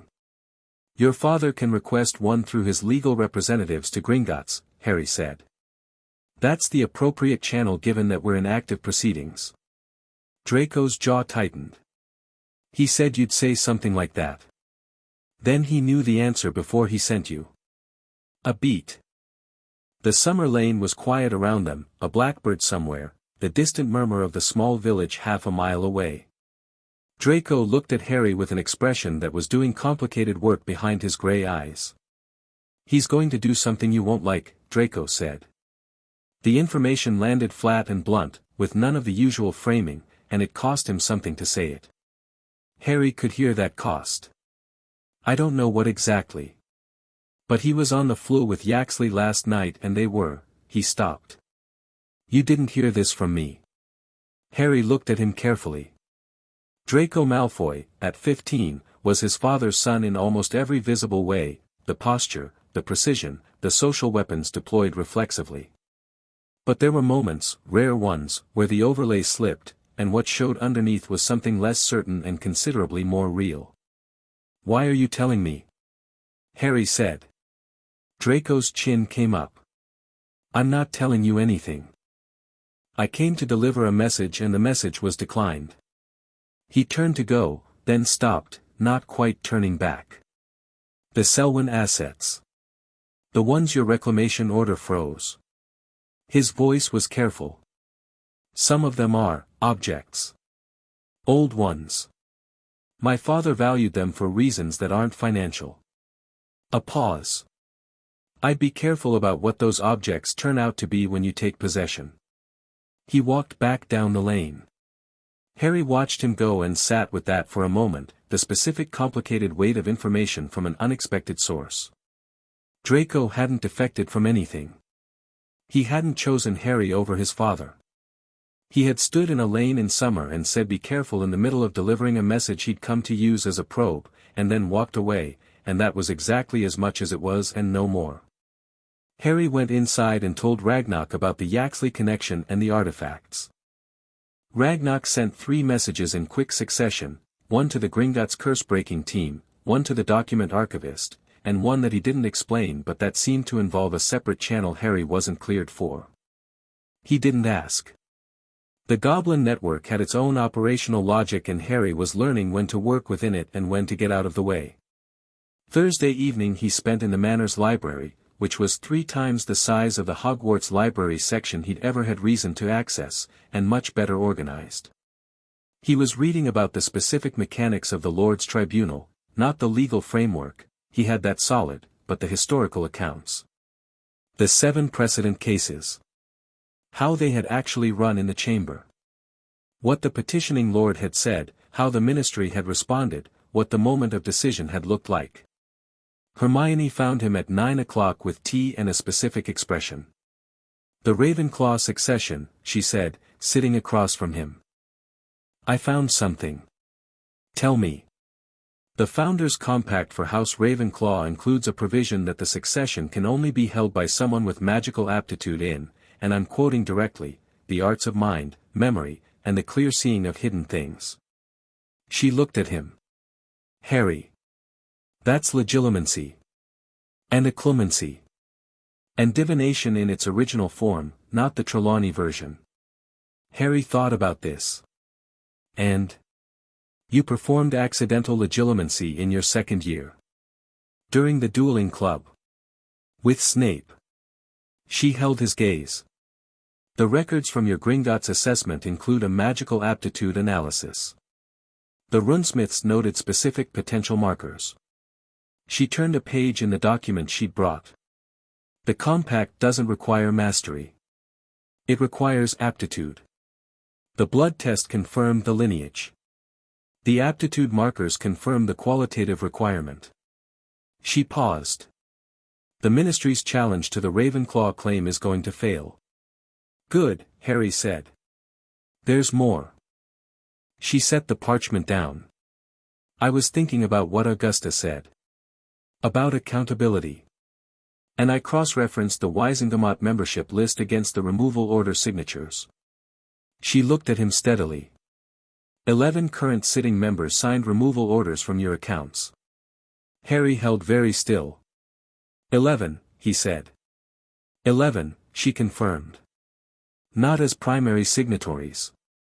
Most of them as secondary approvals, which means they weren't necessarily the architects but they were complicit.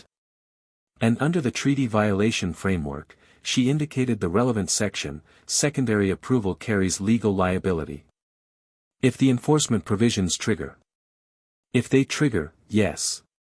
A pause. That's 11 of the current 83 Wisengamot members with personal legal exposure if the Goblin Nation proceeds. She looked at him. That's not a coincidence, Harry. That's a block. Someone built a block of complicit members deliberately. Harry closed the book he'd been reading. Sat forward. Who organized the original removal orders? The primary architect. Hermione was quiet for a moment. The chain of authority runs through Dumbledore and then, in the purely financial transfers, the ones routed to ministry departments, through a senior Wisengamot member who held the chief warlock position from 1982 to 1990. She showed him the name. Harry read it. Bartemius Crouch Sr., he was the one who formalized the emergency powers transfer. Who signed the framework that allowed the accounts to be accessed under Guardian provisions. Her voice was careful. He's also the one who sent Sirius to Azkaban without a trial. Crouch had the authority to bypass the standard commitment process under wartime emergency powers and he used it. A beat. For Sirius. For your accounts. For several other things that are in the documentation. The fire crackled. Harry looked at it for a moment. Crouch is in no condition to answer for any of it, he said, because Crouch was dead, killed by his own son at the end of the Triwizard Tournament, and the specific terrible irony of that was something he put aside to think about later. No, Hermione agreed. But the framework he created is still in place. Still being used. And the 11 members who signed under it, she paused, are going to be very motivated to see Friday's hearing fail. Harry nodded. Which means Friday isn't just about Sirius. It's the opening they've been waiting for to counterattack the whole structure. Yes. She looked at him carefully. Are you ready for that? The question sat in the air. Harry thought about the 2 rings on his hands, about the morning in the Gringotts chamber when the runes cracked and the magic that had been pressed behind a door for 15 years had moved like a tide finding its level. He thought about Sirius in ministry custody, Sirius who had been there since he was 22 years old and was 35 now with 12 of those years spent in Azkaban and all of it, built on a piece of paper that Bartemius Crouch Sr. had signed in a room with no witnesses and no trial. Yes, he said. The tribunal hearing was called at 10 o'clock Friday morning.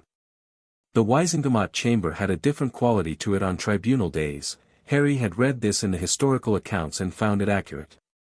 Tribunal hearings were not legislative sessions.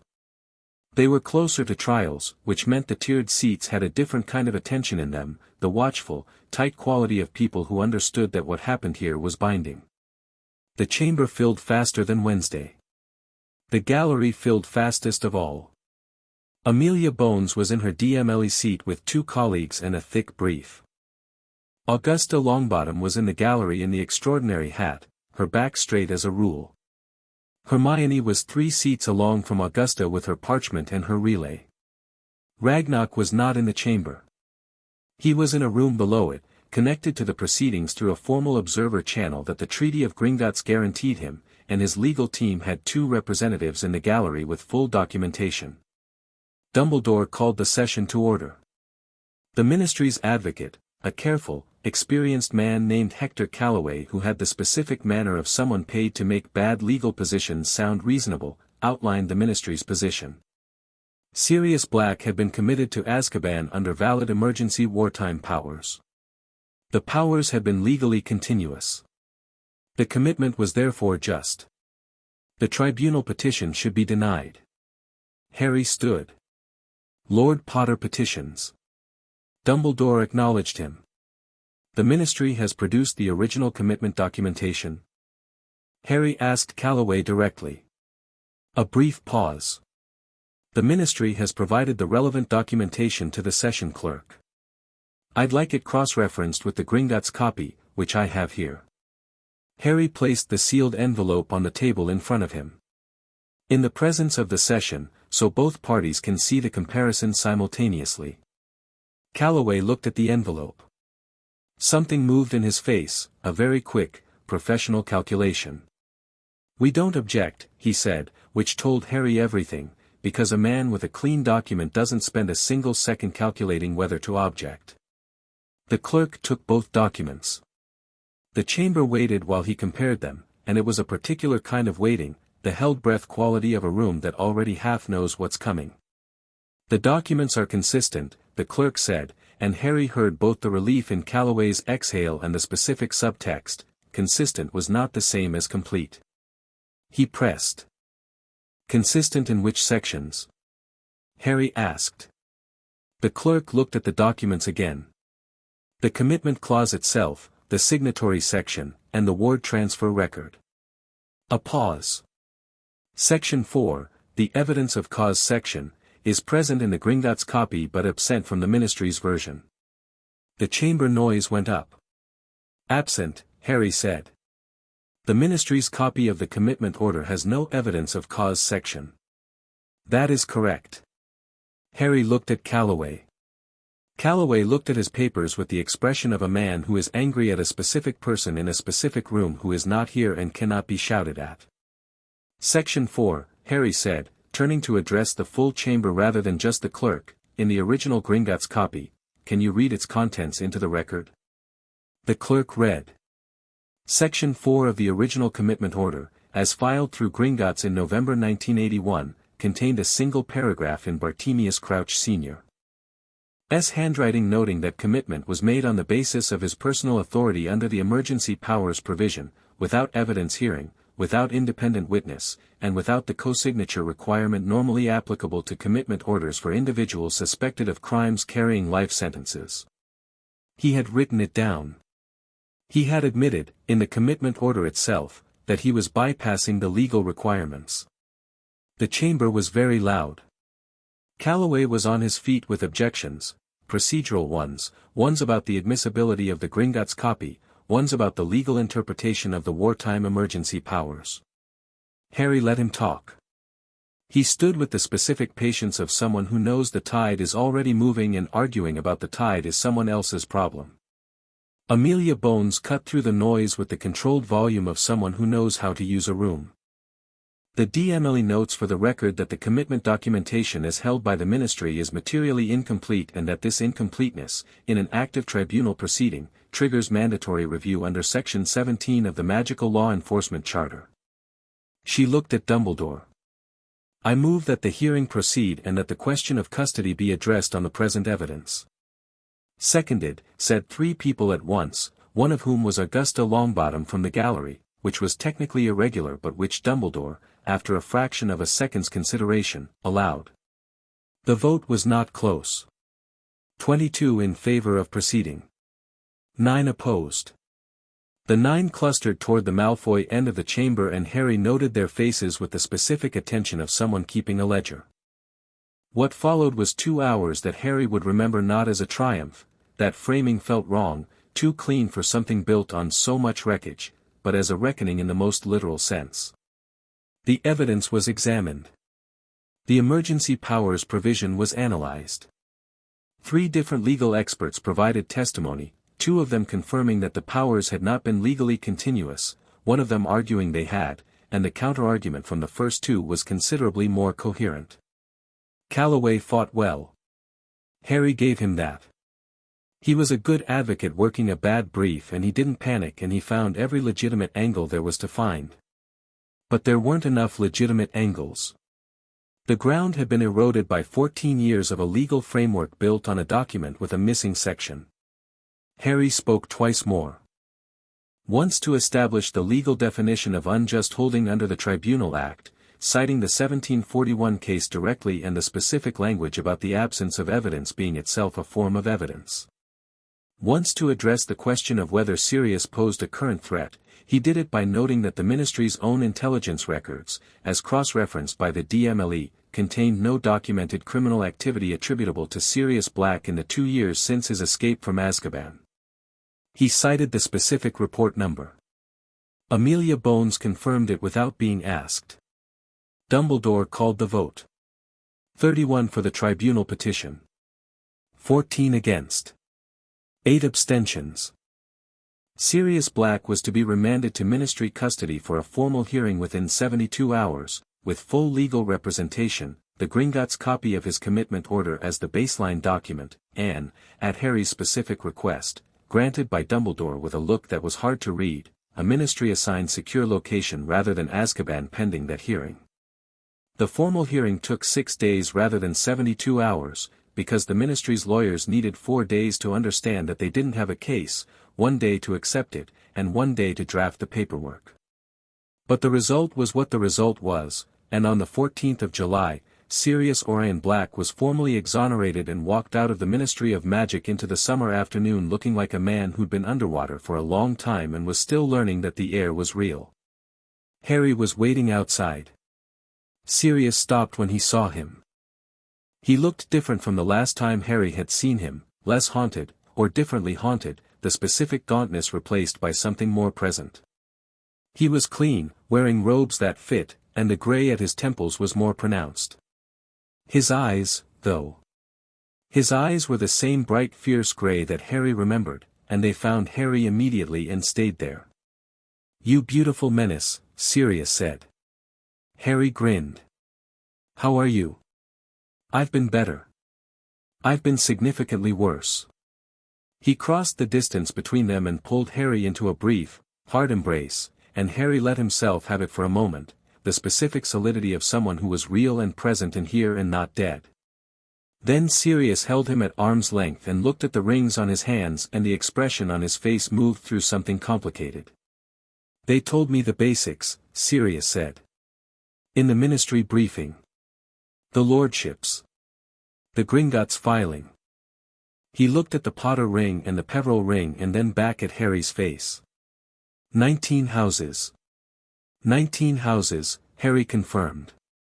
James would have, Sirius started, and stopped, and something crossed his face that was grief in its older, more settled form, less sharp than it once was but entirely present.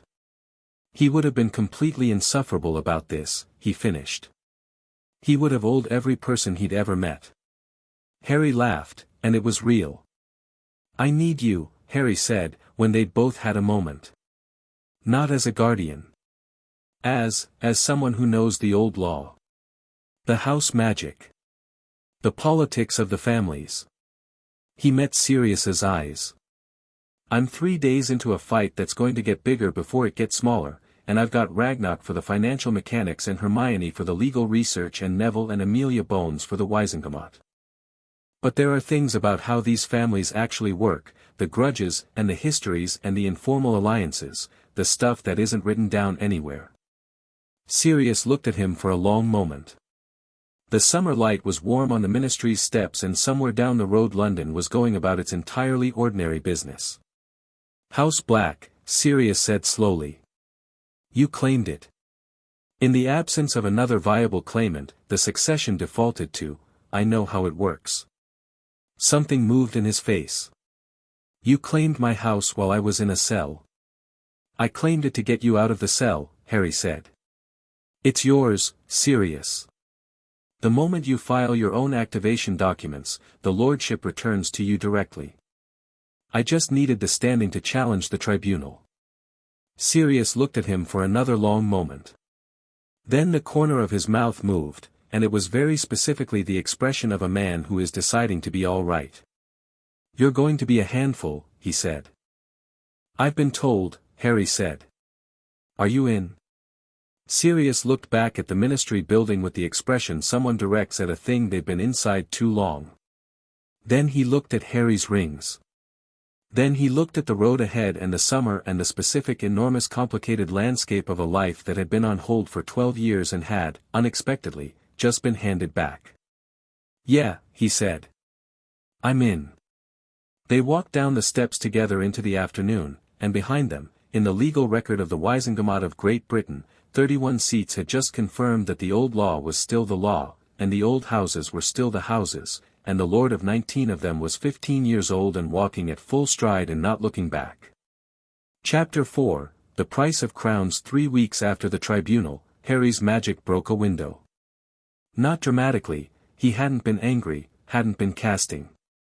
He'd been reading at the study desk and reached for his tea without thinking, and the mug had slid into his hand before he touched it, and the casual pull of accidental magic had been strong enough that the window behind him had cracked straight across, a clean fracture from corner to corner like someone had drawn a line with a ruler.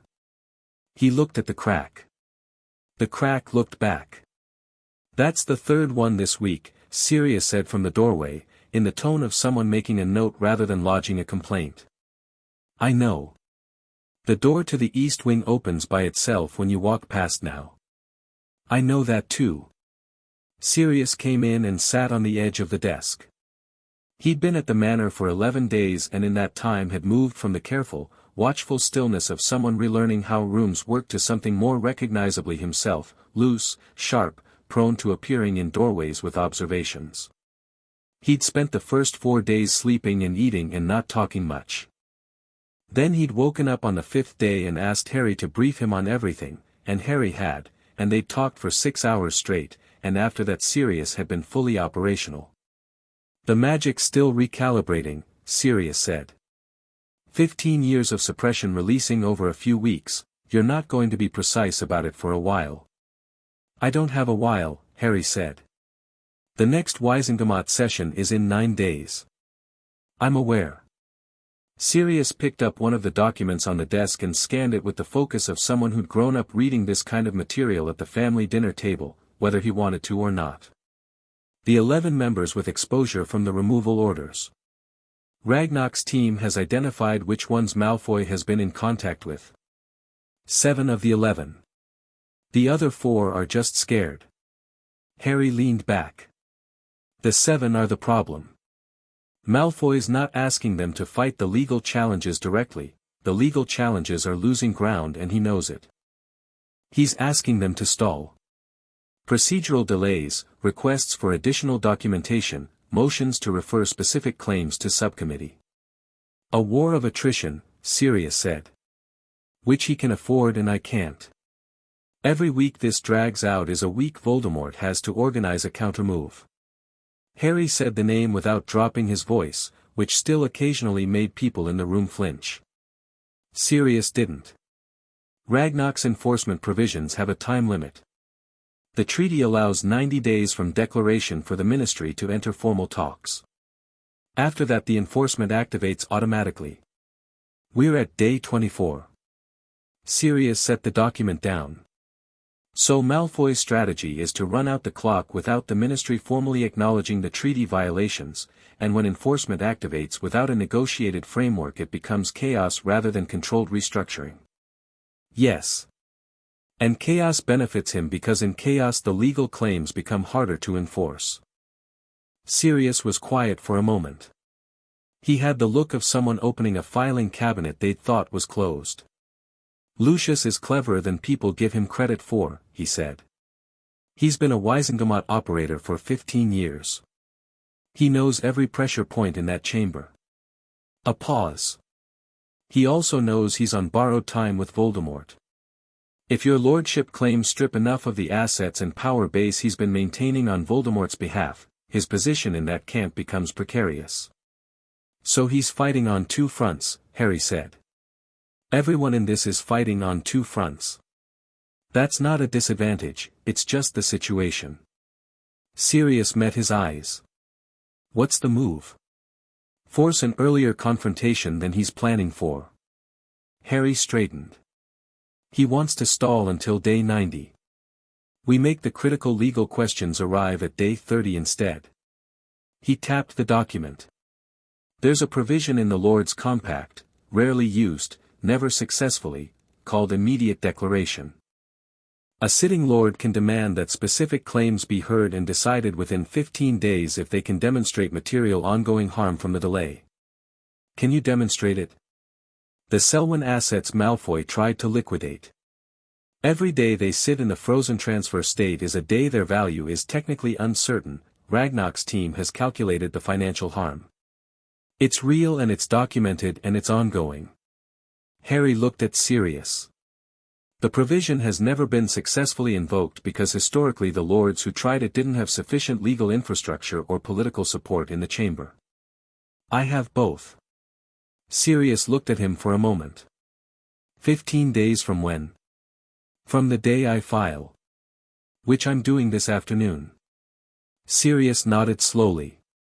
"Malfoy will respond." "I'm counting on it," Harry said. "I want to know what form the response takes before it arrives at my door sideways." The response arrived the following morning, and it wasn't sideways. It was direct enough that Harry had to give Lucius Malfoy credit for it. The letter came through official Wiesengemot channels, routed as a formal response to the immediate declaration filing. It was legalistic, precise, and superficially procedural, a countermotion arguing that the immediate declaration required a quorum threshold of 45 seats and that Lord Potter, holding 19 seats that were still in provisional status pending full chamber acknowledgement, could not count those seats toward the quorum threshold. Harry read it twice. Then he handed it to Hermione. She read it once. "It's technically arguable," she said. "It's technically arguable, which is different from correct," Harry said. "The provisional status argument requires the chamber to have formally noted the claims as provisional. They haven't. The default legal status of a Gringotts registered claim is recognized, not provisional, until a specific challenge vote succeeds. Has there been a challenge vote?" "No. Fudge called for review, but review and challenge are procedurally different steps. A review doesn't alter the recognized status." He took the letter back. "Malfoy knows this. He's not writing this because he thinks it wins. He's writing it because he wants me spending today drafting a counter-response instead of the immediate declaration follow-through." Sirius, reading from the sofa, made a sound of recognition. "That's a Slytherin feint. It's designed to cost you time, not to win the argument." "Then we don't take the bait," Harry said. He set the letter aside. "Hermione, draft a 2-paragraph response, procedural correction only, no extended argument, just the statutory definition of recognized status. Keep it short enough that it looks like the non-issue it is." He picked up his own quill. "I'm finishing the immediate declaration filing." He filed both documents by noon. Malfoy's counter-response arrived at 2 in the afternoon. Different angle. This one argued that the Selwyn asset freeze constituted a Gringotts unilateral action that exceeded the scope of the treaty provisions and therefore the harm calculation was invalid because the harm was caused by Gringotts rather than by the delay. Harry read it, smiled in a way that Hermione later described as mildly alarming, and wrote 3 words on the bottom, "See Treaty Article 7. He sent it to Ragnarok, who responded within the hour with a full legal citation that addressed the counter-response in 4 sentences. By evening, 3 more counter-responses had arrived and been addressed, each one shorter to answer than the last, and Harry understood that Malfoy had shifted from feinting to probing, trying different angles quickly to find the one that caught. None of them caught. What caught him off guard was Saturday. He was in Diagon Alley. He hadn't intended to be, it was a practical trip. Hermione had asked him to pick up 2 specific books from Flourish and Blots that she needed for the research and couldn't get through Owl Order quickly enough. He'd gone alone because the errand was 20 minutes and the manor had been close and crowded for 3 weeks, and sometimes 20 minutes alone in a busy street was its own kind of breathing room. He had the books and was coming out of Flourish and Blots when he walked into Draco. Not walked into, he was 3 steps out the door and Draco was there on the pavement with his customary 2-person escort of Crabbe and Goyle, and behind them, arriving from the direction of the Leaky Cauldron with the specific unhurried pace of someone who has choreographed a casual encounter, was Lucius Malfoy. Harry stopped. He assessed the situation in approximately 1 second. Draco's face had the tight, controlled expression of someone who knew this was happening and had not been given a choice about his role in it. Crabbe and Goyle were their usual ambient presence. Lucius was in robes the color of expensive winter sky and carrying his silver-handled cane and wearing the expression of a man arriving at a conclusion he'd already decided on. Diagon Alley was busy. A Saturday afternoon in July, witches and wizards moving around them, the ordinary commerce of the magical world entirely indifferent to the specific charge in this particular 20-foot stretch of cobblestone. Lord Potter, Lucius said, with the precise courtesy of a blade presented flat. Fortuitous. Is it? Harry said. Lucius smiled. It was a very good smile, technically, practiced, appropriate in proportion, carrying no information. I thought it might be useful to speak directly. The correspondence channels have been, productive, but limited. We're in active proceedings, Harry said. Direct communication between parties should go through legal representatives. Of course. Lucius tilted his head slightly. But we're not in the chamber now, are we? We're in the alley, and I happen to be a governor of the school you attend, and you happen to be a student, and there are certain conversations that school governors are permitted to have with students outside formal proceedings. He paused. A pastoral concern, shall we say? Harry looked at him steadily. The cane was in Lucius's right hand. Not raised, not deployed. Present. Say what you came to say, Harry said. Simply this. Lucius's voice was perfectly modulated, the particular register of a man who has spoken in dangerous rooms for 20 years and learned to make danger sound like good advice. You are 15 years old. The legal structure you've built is impressive. Genuinely, I mean that, but legal structures require ongoing maintenance, and maintenance requires resources, and resources require safety. The kind of safety that comes from stable relationships with established powers. A beat. The Goblin Nation is a useful ally, Lord Potter, but they are not a sufficient one. Certain doors that the old families open, the kind of support that smooths the path in the chamber, that ensures specific votes go specific ways, those require a different kind of alliance. You're offering me a deal, Harry said. I'm observing that isolated power, however legitimate, is brittle. Lucius's pale eyes held his. Walk away from the Selwyn claim. Accept a negotiated settlement on the other disputed assets. Let the treaty review happen on a slower timeline that doesn't destabilize the economy. And in exchange, the 7 members in question become 7 members supporting your other claims rather than obstructing them. The cane caught the afternoon light. Crabbe and Goyle had the casual placement of people trying to look like they weren't positioned. Harry looked at Lucius Malfoy and felt his magic very clearly. It was quiet, not agitated, the way deep water is quiet. The runes that had been removed had left his magical sense broadened in a way he was still mapping. He could feel the wards on the surrounding shops, the specific magical signatures of people passing, and Lucius Malfoy's own magical presence, which was substantial and cold and had the particular quality of old power that has been applied to things it shouldn't have been for a long time. No, Harry said. Lucius's expression didn't change. Lord Potter, you stole from my family for 14 years, Harry said. Not heated. Conversational. You forged dependency compacts. You liquidated trust assets. You sat on the Wisengamot with a seat you held partly through resources that were illegally diverted from houses you had no claim to. He looked at the silver cane. I'm going to recover every galleon. I'm going to establish every claim. And the Selwyn assets are going to be examined by Gringotts curse breakers before they come into my possession, because someone told me to be careful about what they turn out to be. He let that land. Watched Lucius's eyes for the flicker. There it was, very small, very quick, and absolutely real. We're done here. He walked forward. Crabbe and Goyle didn't move in time. Or rather, they started to, and something happened. Harry's magic had been quiet and it stopped being quiet, not explosively, not with visible light or sound, just a sudden pressure, the kind that makes the air in a room go strange, and both of them stepped back without clearly deciding to, the way you step back from a heat source. Harry walked between them and into the alley and didn't look back. Behind him he heard Lucius say, very quietly, to Draco, well. That complicates the timeline.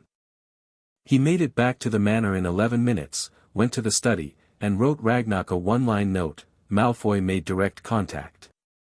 He's moving to a new phase. The artifacts in the Selwyn vault need to be examined today if possible. Ragnarok's response arrived in 4 minutes, already in progress.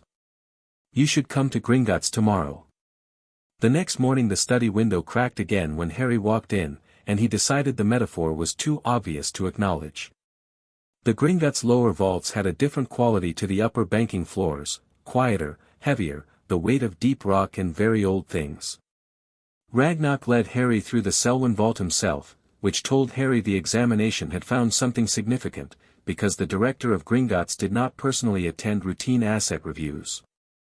The vault was large and mostly empty, the legitimate assets had been frozen in place, and the items Malfoy had attempted to liquidate were catalogued in a side chamber.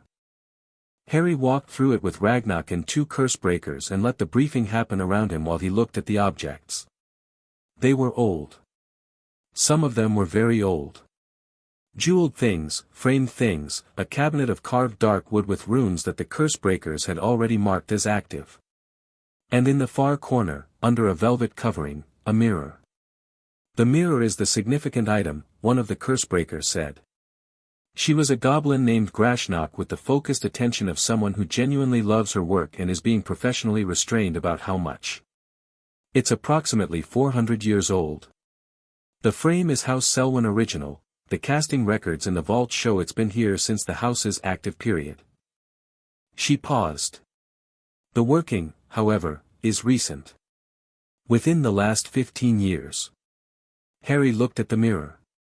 Its surface was covered with a cloth, deliberately. What kind of working? Compulsion, Grashnok said flatly. Specifically, a sustained low-level influence working. The kind designed not to be noticed. It doesn't make you do anything dramatic. It makes you, amenable. To whoever keys the working. She held up a diagnostic tool. The key signature is consistent with Death Eater encoding from the early 1980s. Harry looked at Ragnarok. Malfoy has been maintaining this object, Ragnarok said. Visiting the Selwyn vault under trust management rights, he had legal access as the trust administrator. The visits correspond, in the access log, with specific Wisengamot sessions in the following weeks. A pause. Sessions where votes on certain measures went in directions that the public record suggests they shouldn't have. He's been influencing Wisengamot members, Harry said slowly.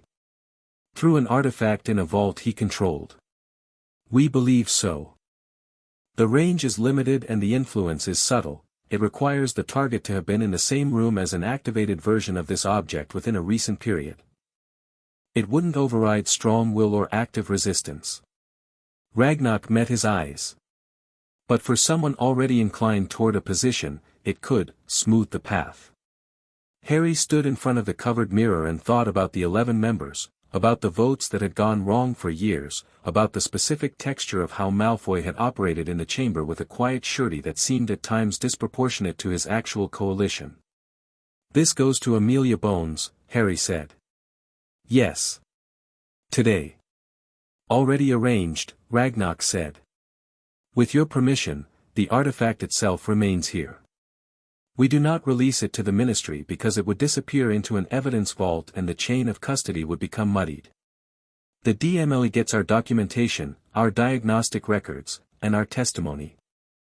The artifact stays in Gringotts' custody under treaty provisions for evidence in proceedings." "Good."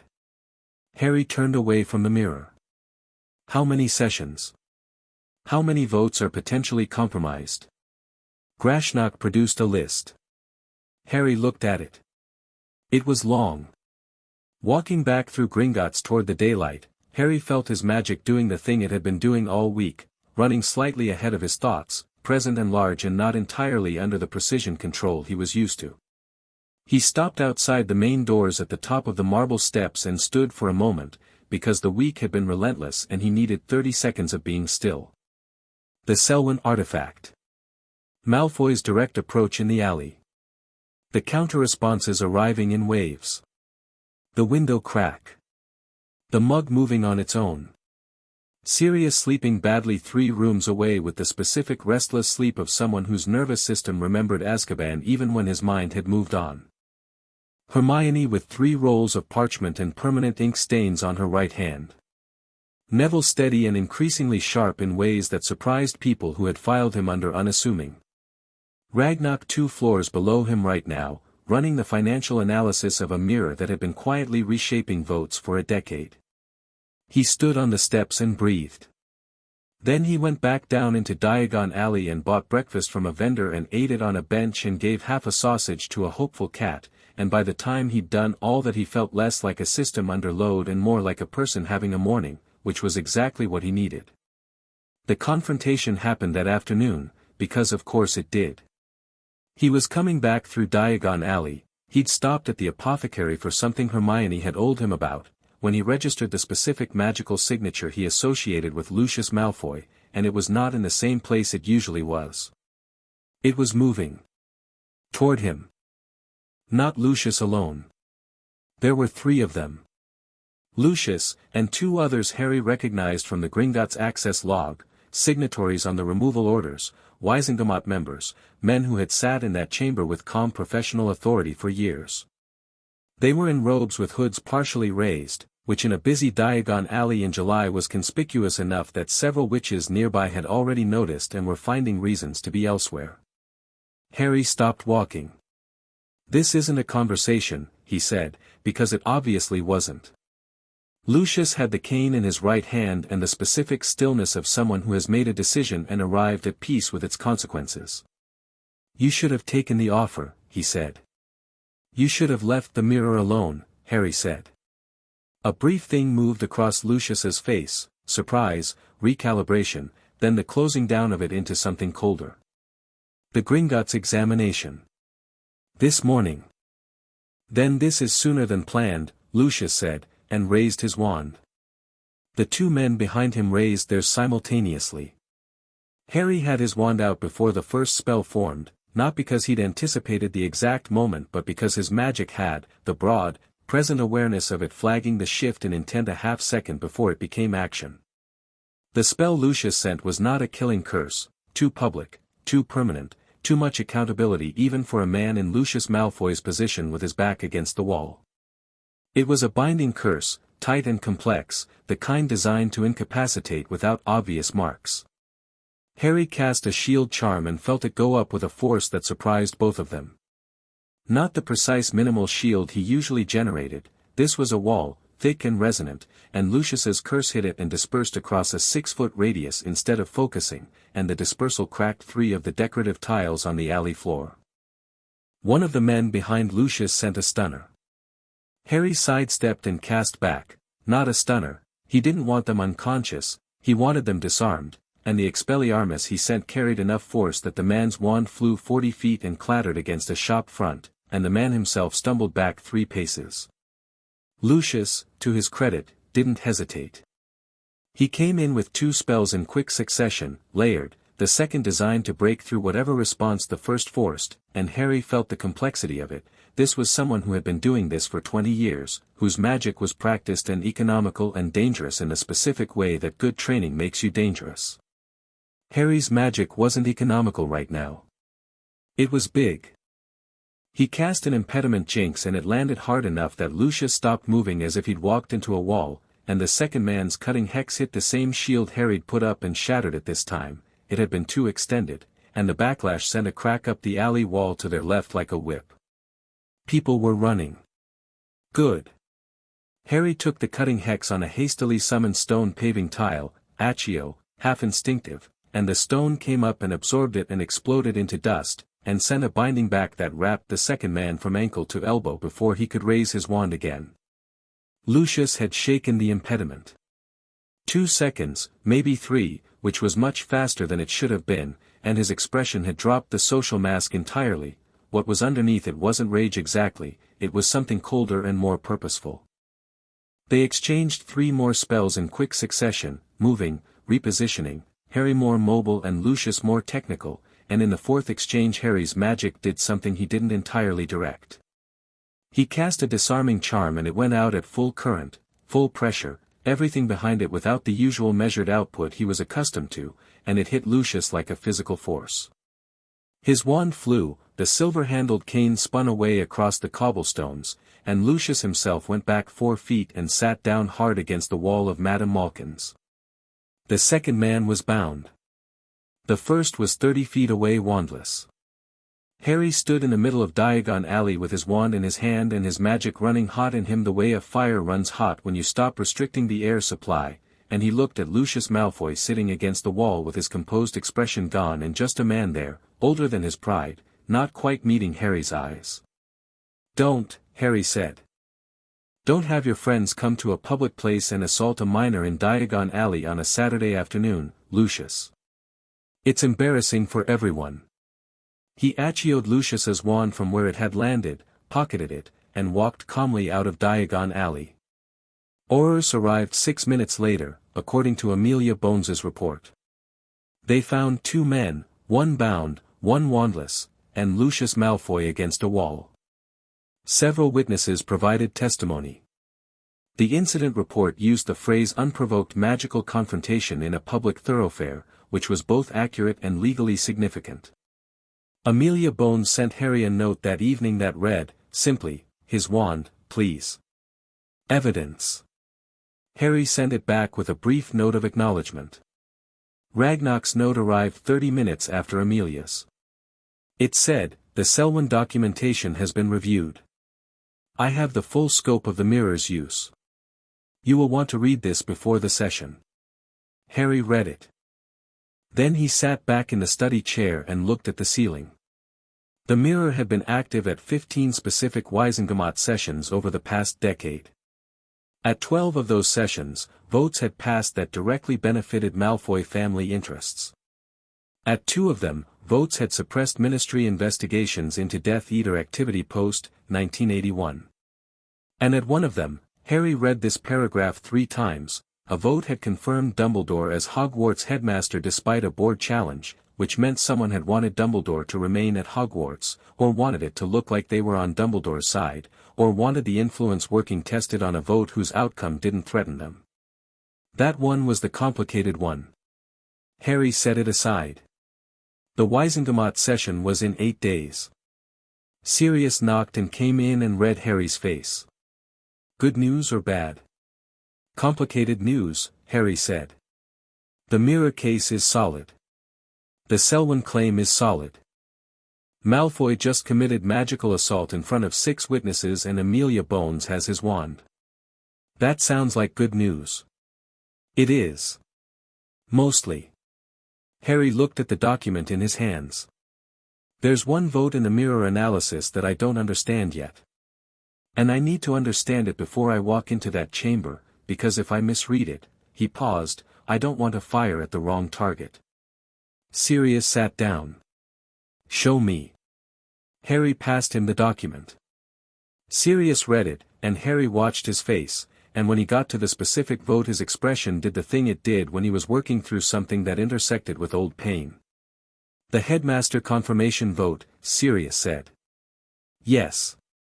Someone used the mirror to smooth that vote. Sirius looked at Harry. Either Malfoy wanted Dumbledore to stay at Hogwarts for his own reasons. Or someone else keyed the mirror for that specific session and Malfoy didn't know. Can the Cursebreakers determine if there were multiple key signatures? Grashnak said the key signature was consistent with Death Eater encoding, Harry said slowly. But consistent with doesn't mean identical to. He met Sirius's eyes. I need her to run the comparison on the headmaster vote specifically. Sirius was quiet. If it's a different signature, then someone with access to that vault who wasn't Lucius Malfoy used it. And the list of people with trust management access to the Selwyn vault includes, Harry checked the document, 3 names.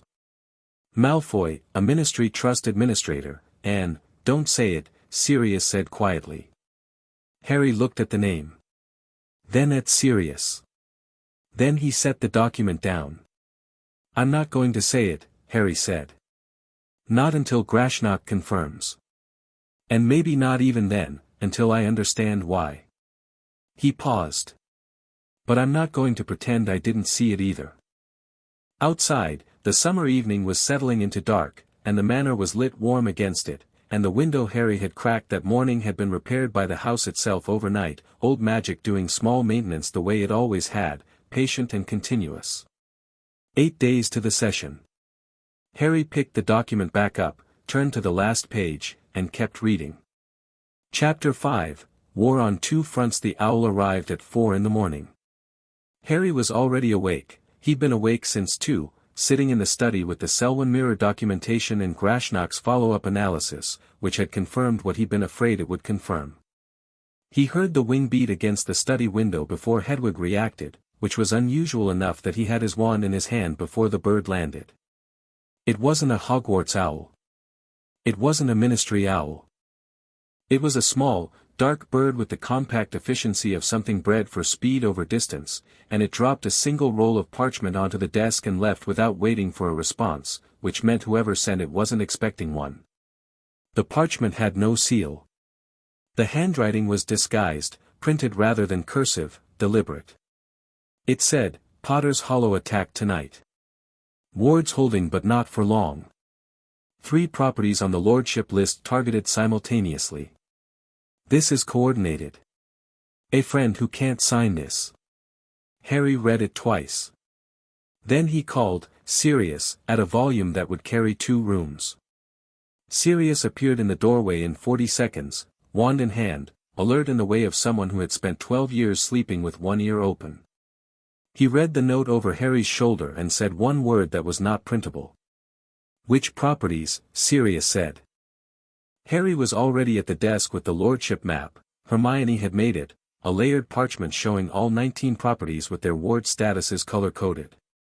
Potter's Hollow is the ancestral seat, different from Potter Manor where we are. The other 2, he put his finger on the map and the colors shifted, 2 of them pulsing amber instead of their usual green. Peveril Keep in Somerset and the Gryffindor Estate in Pembrokeshire. 3 simultaneous attacks on properties in 3 different counties, Sirius said. Coordinated. Organized. This isn't opportunistic. Harry stood. They're not trying to occupy the properties. If they were, they'd hit one and hold it.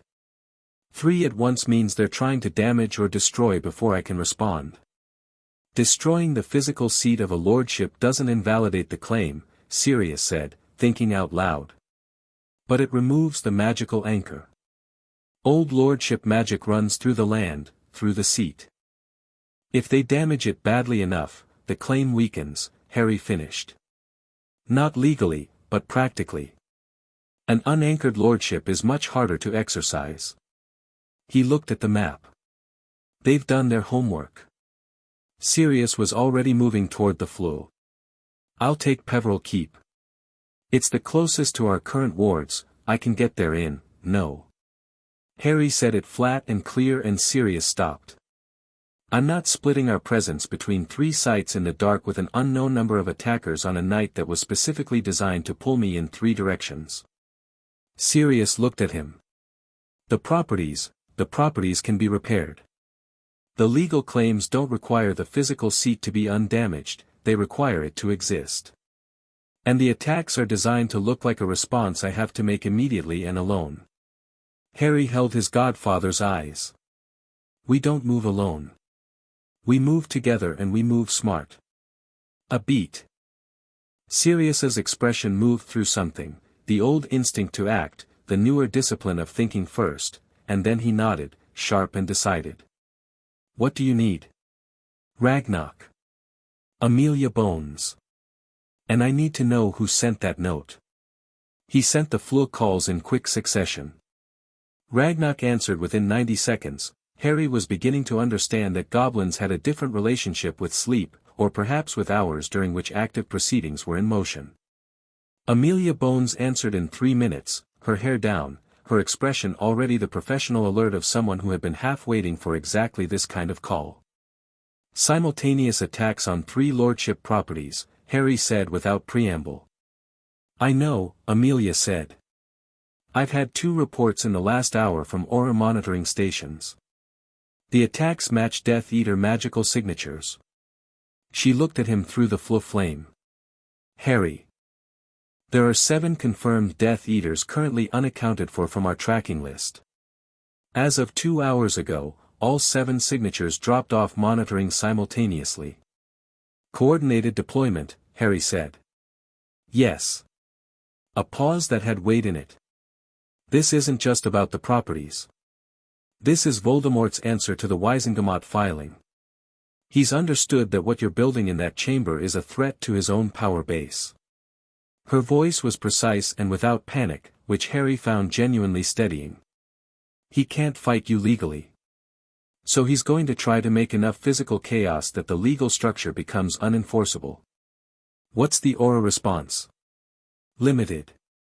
I have 4 available tonight and the ministry is, she stopped, and something crossed her face, the ministry is not authorizing full deployment without Fudge's personal approval. Which I cannot get at 4 in the morning when his personal secretary is telling me he took a sleeping draft. Harry looked at her steadily. Can you authorize the 4 personally? To defend private property during an active attack, yes. I don't need his approval for that. Then do it. Send 1 to each site. Their job is documentation and evidence preservation, not engagement. I don't want any Auror getting killed because they tried to fight 7 Death Eaters alone. Evidence and witness. That's the brief. He paused. The attacks are going to be newsworthy in the morning. I want a clean evidentiary record of exactly what happened before anyone starts managing the narrative. Amelia wrote something down. And you? I'm going to the Hollow, Harry said. With Sirius and Ragnarok's ward team. The Hollow is the primary seat, it's where the attack matters most magically. If they know what they're doing, that's where their strongest force is. Harry, I'm not asking for permission, he said. Not unkindly. Factual. I'm telling you where I'll be so your aura knows not to stun me on arrival. A pause. Take Sirius, she said. And be careful. Always. He cut the connection and looked at Sirius. Ready? Born ready, Sirius said, which was such a specific Sirius Black response that Harry almost laughed despite everything. Potter's Hollow was 40 minutes by Port Key and Harry felt the wards on the approach before he saw anything, a specific wrongness in the magical atmosphere, the way wards under stress felt different from wards at rest, the difference between a held breath and normal breathing. The Hollow was an older property than Potter Manor, smaller, more rural, built into a hillside in the West Country with the kind of deep integration between structure and landscape that meant the house and the land shared a magical circulatory system. The attackers had found the ward anchors. 3 of them were burning. Not literally, magically, the anchors were being systematically disrupted, a careful, knowledgeable assault that spoke to someone who understood ancient ward architecture. The 2 Death Eaters Harry could see were not throwing flashy curses at the walls. They were methodical, working in coordinated passes around the perimeter, applying specific dismantling magic to specific points, and it was genuinely more alarming than a direct attack would have been because it meant whoever planned this had sent people who knew what they were doing. Harry and Sirius arrived at the edge of the ward boundary, and Harry felt the property respond to him the way the manor had been doing, a recognition, an orientation, old magic registering its lord. "Can you reinforce from here?" Sirius asked, quietly. Harry pressed his right hand to the boundary and felt the ward structure. It was like touching a wall that was crumbling at specific points while the rest remained solid. He could feel where the anchors were being attacked, feel the specific disruption working like cold spots. "Yes," he said, and then closed his eyes and did something he hadn't tried before. He didn't cast a spell. He put his magic into the wards directly. It was harder to describe than casting, less like performing an action, more like pushing against something from the inside, and his magic went out through the boundary like water finding the damaged sections, filling them, reinforcing. It wasn't elegant. It was large and forceful and not particularly precise, and two things happened simultaneously: the ward anchors stopped crumbling, and every Death Eater inside the boundary felt the magical equivalent of the ground shifting under them. One of them shouted something. The other turned toward Harry's position. Sirius moved. Whatever Harry had expected from Sirius Black as a duelist, the reality was a calibration upward. 12 years in Azkaban had not made him rusty, it had stripped away everything extraneous and left something lean and absolutely direct. He cleared the ward boundary with a low shield and engaged the nearer Death Eater with 3 spells in fast succession that forced defensive casting, no pause between them, constant pressure, and his movement was fluid in a way that spoke to very old training. Harry came in on the second Death Eater. The man sent a killing curse, green light, that particular color, and Harry sidestepped it the way he'd been sidestepping them since the graveyard, because once you've faced one you lose the paralysis and gain instead a very clear, very cold knowledge of where not to be standing. He cast a reductor on the ground between them, which threw debris and disrupted the man's footing, and followed it with a binding that caught one leg. The man went down on one knee and fired again, more reckless now, and Harry deflected with a shield that cracked the spell apart and sent the components in different directions, and then cast an Expelliarmus with the full current behind it. The wand came out of the man's hand. He went back 3 feet and hit the hillside. Harry turned. Sirius had his man bound and disarmed on the ground. Both of them were breathing. Neither Death Eater was moving. The ward anchors were holding. How many were here? Harry asked. Started with 4, Sirius said, scanning the perimeter. 2 ran when you reinforced the wards from outside. They felt that, we all felt that. He looked at Harry with something appraising in it. That was not a standard ward reinforcement. No, Harry agreed. I don't entirely know what it was. It worked, Sirius said. Whatever it was, it worked. He bound the 2 down Death Eaters with practiced efficiency. The Auror should be here within 10 minutes. Let's document. The Auror arrived in 8 minutes, a capable woman named Proudfoot who took in the scene with professional economy and immediately began her evidence work. The 2 bound Death Eaters were Mulciber and Avery, names Harry recognized from Dumbledore's files on the First War. Neither would answer questions, but neither needed to. The ward anchor disruption tools they'd been carrying were specific, custom-made, and traceable to a workshop in Nocturne Alley that Ragnarok's investigators had already flagged in connection with Malfoy family transactions. The reports from the other 2 sites came through by dawn. Peveril Keep had sustained damage to the east wing, 2 Death Eaters had gotten inside before the Auror arrived, and they'd targeted the foundation stones with blasting curses. The Auror had interrupted them and both had disapparated rather than engage. The Gryffindor estate in Pembrokeshire had been less successfully attacked. The wards there, it turned out, were considerably more vicious than the others, which Harry suspected said something about Godric Gryffindor's personal philosophy, and both attackers had retreated before achieving much beyond breaking several windows and alarming a colony of bats in the East Tower. Harry sat at the kitchen table in the hollow as the morning came in through the damaged windows and read all 3 reports and thought. 6 days to the Gringotts session. 3 properties attacked. 2 Death Eaters in Auror custody. Malfoy in legal jeopardy from the alley assault and the mirror evidence. The immediate declaration filed and running. The treaty clock at day 31. Everything was accelerating and he had 6 days. He wrote to Ragnarok, the attacks were designed to weaken the physical lordship anchors. Can the Gringotts ward team assess and repair Peveril and Gryffindor within 4 days? Ragnarok's response, 3 days if you authorize the full team. Authorize it. He authorized it. The second letter he wrote was harder. He sat with it for 10 minutes before he started, and he wrote it twice, and the second version was shorter and more direct than the first. Professor Dumbledore. The ward anchor attacks last night were planned with specific knowledge of lordship property architecture. The documentation from the Selwyn mirror analysis includes one session I need to discuss with you directly. Not by owl. In person. Today if possible. HP. He sent it with Hedwig and then went to find Sirius. Sirius was in the Hollow's sitting room examining the ward anchor damage with the professional attention of someone who had grown up learning about these things and now had reason to actually care. He had a cup of tea and the specific expression of someone who had been up all night and had decided to be all right about it. The Gryffindor estate fought off 2 Death Eaters by itself, Harry said, sitting down. That tracks, Sirius said. Godric Gryffindor was not a man who trusted the idea that someone else would defend his home for him. He looked at the ward analysis. The Peveril damage is more concerning. The foundation stones aren't structural but they're magical, they're load-bearing in the ward sense.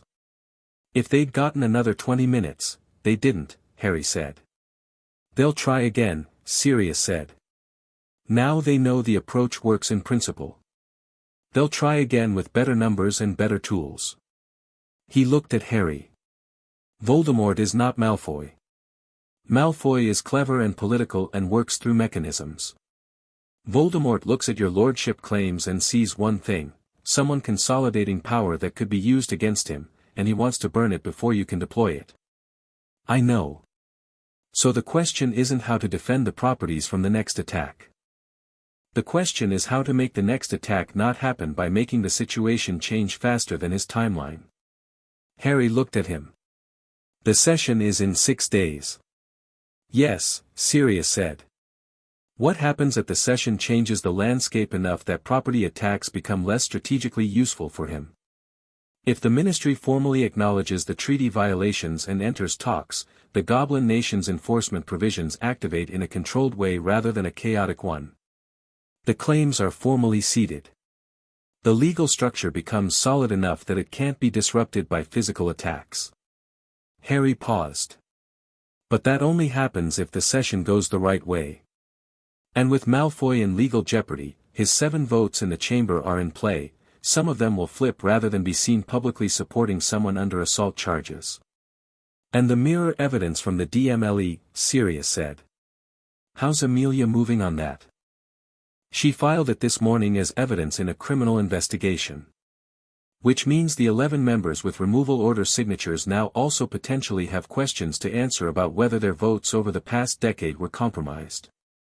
It's not a charge yet. But it's a shadow. Harry drank his tea. A shadow is enough to make some of them look for a way out. Offer them one, Sirius said simply. Harry looked at him. Not forgiveness, Sirius said, and his voice had the specific quality of someone who has thought carefully about the difference. Not absolution. But a path. The members who were influenced by the mirror, they may genuinely not have known it. The ones who signed the removal orders under Crouch's framework, some of them were operating under institutional authority that looked legal at the time. He paused. You don't need them destroyed. You need them to vote correctly next week. Offer them a path to that. You're saying I make it easier to vote with me than against me. I'm saying that's always been the way you win a chamber vote when you don't have the numbers yet, Sirius said. You're not running for something. You're establishing something. The goal is a functioning legal structure, not a body count. Harry sat with that. It was right, and it was exactly the kind of thing Augusta Longbottom had been saying in a different key, and it was also harder in practice than in principle because some of those members had signed orders that funded Azkaban while his godfather rotted in it, and working through that to practical strategy required a specific discipline. Right, Harry said. Right. I'll think about how to frame it. Dumbledore arrived at 11, and he came to the Hollow rather than the Manor, which meant he tracked Harry's location through some method Harry didn't ask about. He arrived looking like he'd been awake as long as Harry had, and when he stood in the doorway of the sitting room and looked at the ward anchor damage and the broken windows and Harry sitting across from Sirius with tea and documents, something crossed his face that was beyond the professional gravity he usually carried. It was something closer to grief. You reinforced the wards from outside the boundary, Dumbledore said. Yes. By direct magical integration. Without an anchor tool.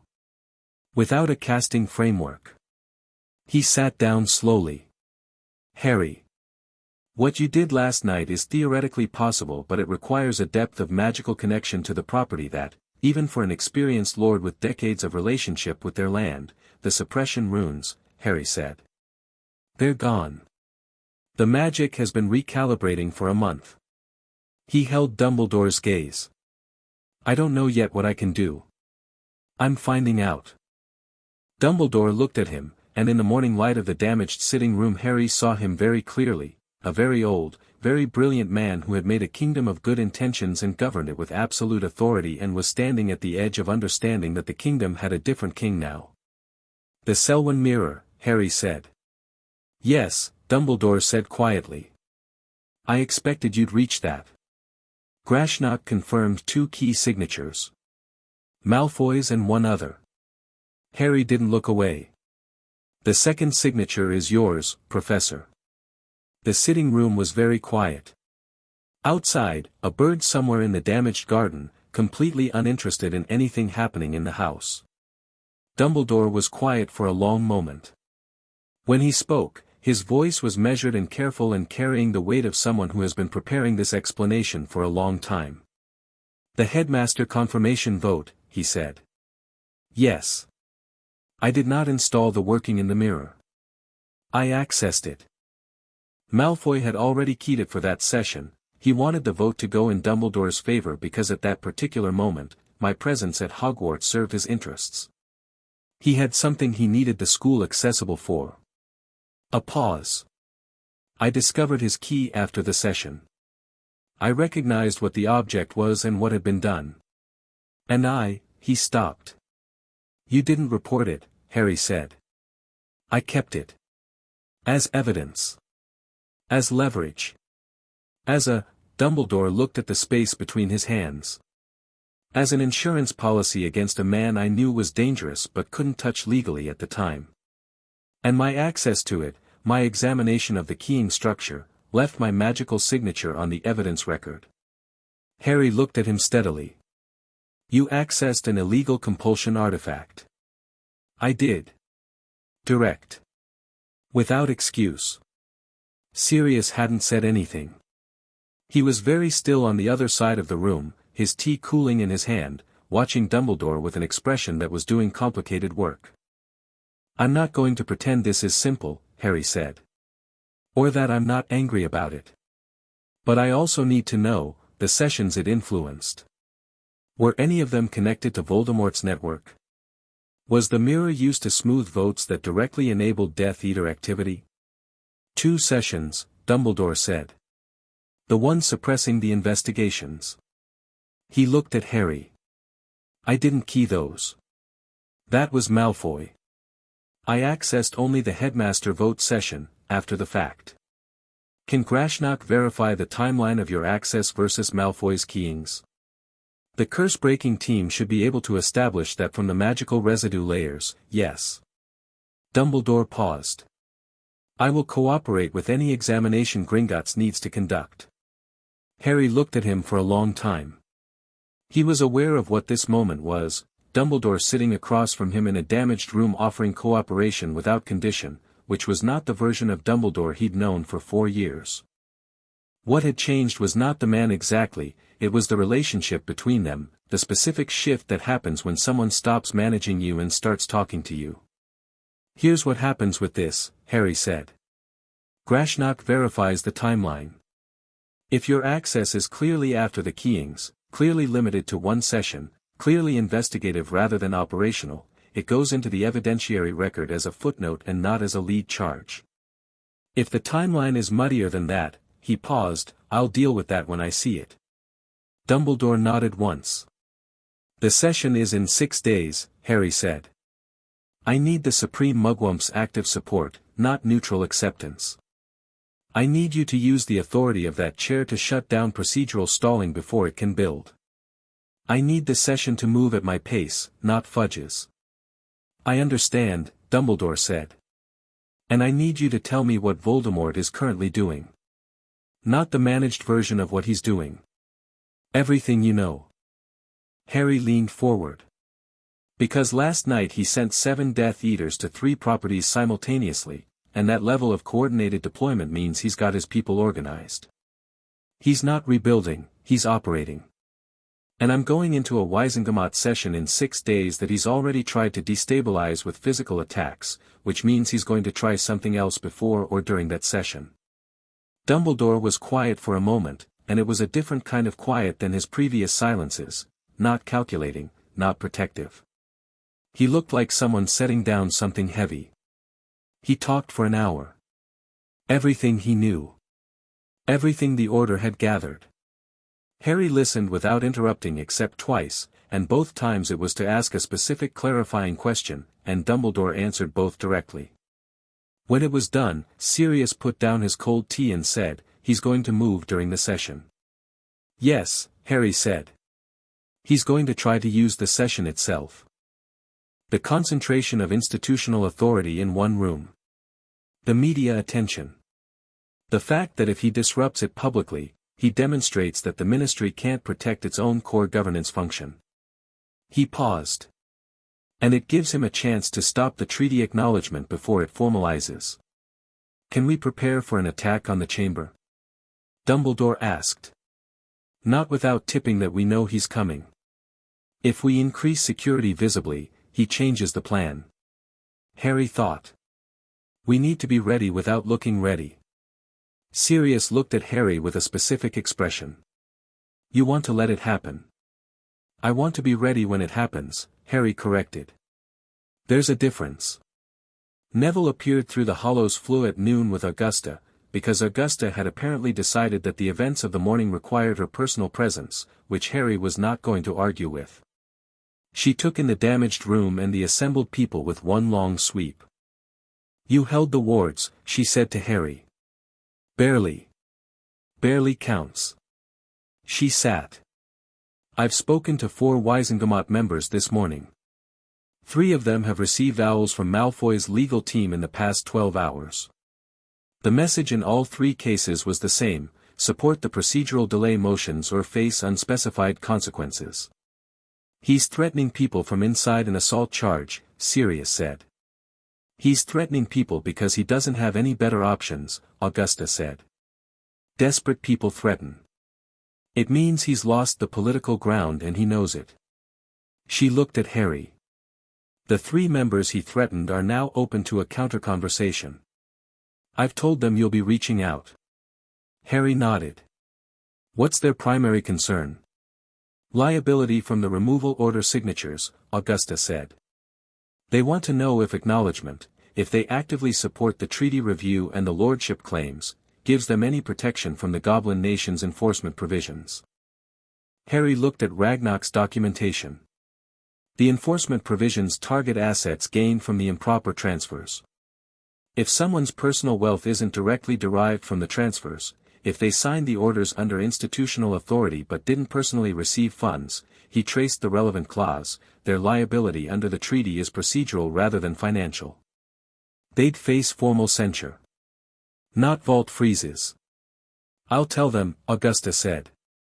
Tell them before tomorrow, Harry said. I need their answer before I file the final session agenda. The next 4 days were the most densely packed Harry had experienced, which was saying something given his last 4 years. The Peveril and Gryffindor wards were repaired by Ragnarok's team in 2 days rather than 3, because Harry went to both sites personally, and the direct magical integration he discovered at the Hollow turned out to be something he could do deliberately now, not just in extremity. He pressed his hands to the foundation stones of both properties and felt the ward structures orient to him, felt the land acknowledge something, and the repair work that would have taken a team 3 days took a team 1 day with him there to hold the structural scaffolding while they worked. Grashnok's timeline verification came back on day 2. Dumbledore's magical signature on the mirror was demonstrably posterior to all of Malfoy's keyings, the residue layer analysis was clear, and the nature of the access was examination rather than deployment. It went into the evidentiary record as a footnote. Dumbledore received a copy and sent Harry a brief note of acknowledgement that was 3 sentences and carried more in its restraint than a longer message would have. The 3 vulnerable Wizengamot members came through with their commitments on day 3. On day 4, Ragnarok's financial monitoring flagged a large and unusual transaction, a vault transfer from a Death Eater adjacent account to a mercenary organization based outside Britain. Not hired ones exactly, something more specific. A specialist group that focused on disruption of large gatherings. Harry brought this to Amelia Bones. She had it investigated within 6 hours, and what came back confirmed the threat. A team of 6 had been engaged for the date and time of the Wizengamot session. Their operational brief, pieced together from intercepted communications, was to create enough chaos in and around the Ministry building that the session had to be abandoned. Not assassinations. Chaos. Which was more sophisticated and harder to defend against. Cancel the session, Fudge said, in the emergency meeting the following morning. He'd been awake and present, which Harry credited to the specific terror of a man who understood that the ground beneath him was moving. If there's a credible threat to the security of the Wizengamot, canceling the session is the objective, Harry said. If we cancel, the immediate declaration timeline resets, the treaty clock continues, and we arrive at day 90 with no negotiated framework and automatic enforcement. Which creates exactly the chaos Voldemort wants, but in a slower, less controllable form. He looked around the table, Fudge, Amelia, 2 senior Aurors, Dumbledore, and a Ministry legal advisor who looked like he hadn't slept in 4 days. We hold the session. We know the threat's operational parameters. We use that knowledge. We have limited Auror availability, the senior Auror said. Standard session coverage plus the threat response team, I can have 12 Aurors in or around the chamber. Add the Gringotts security team, Ragnarok said. He had been present at Amelia's insistence and was sitting at the table in his traveling robes with the composure of someone who finds other people's panic slightly tedious.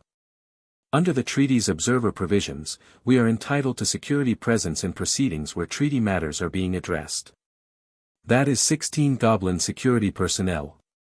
Fudge looked at Ragnarok with the expression of a man who has been slowly understanding that the architecture of his world has changed and is still not entirely comfortable with the new floor plan.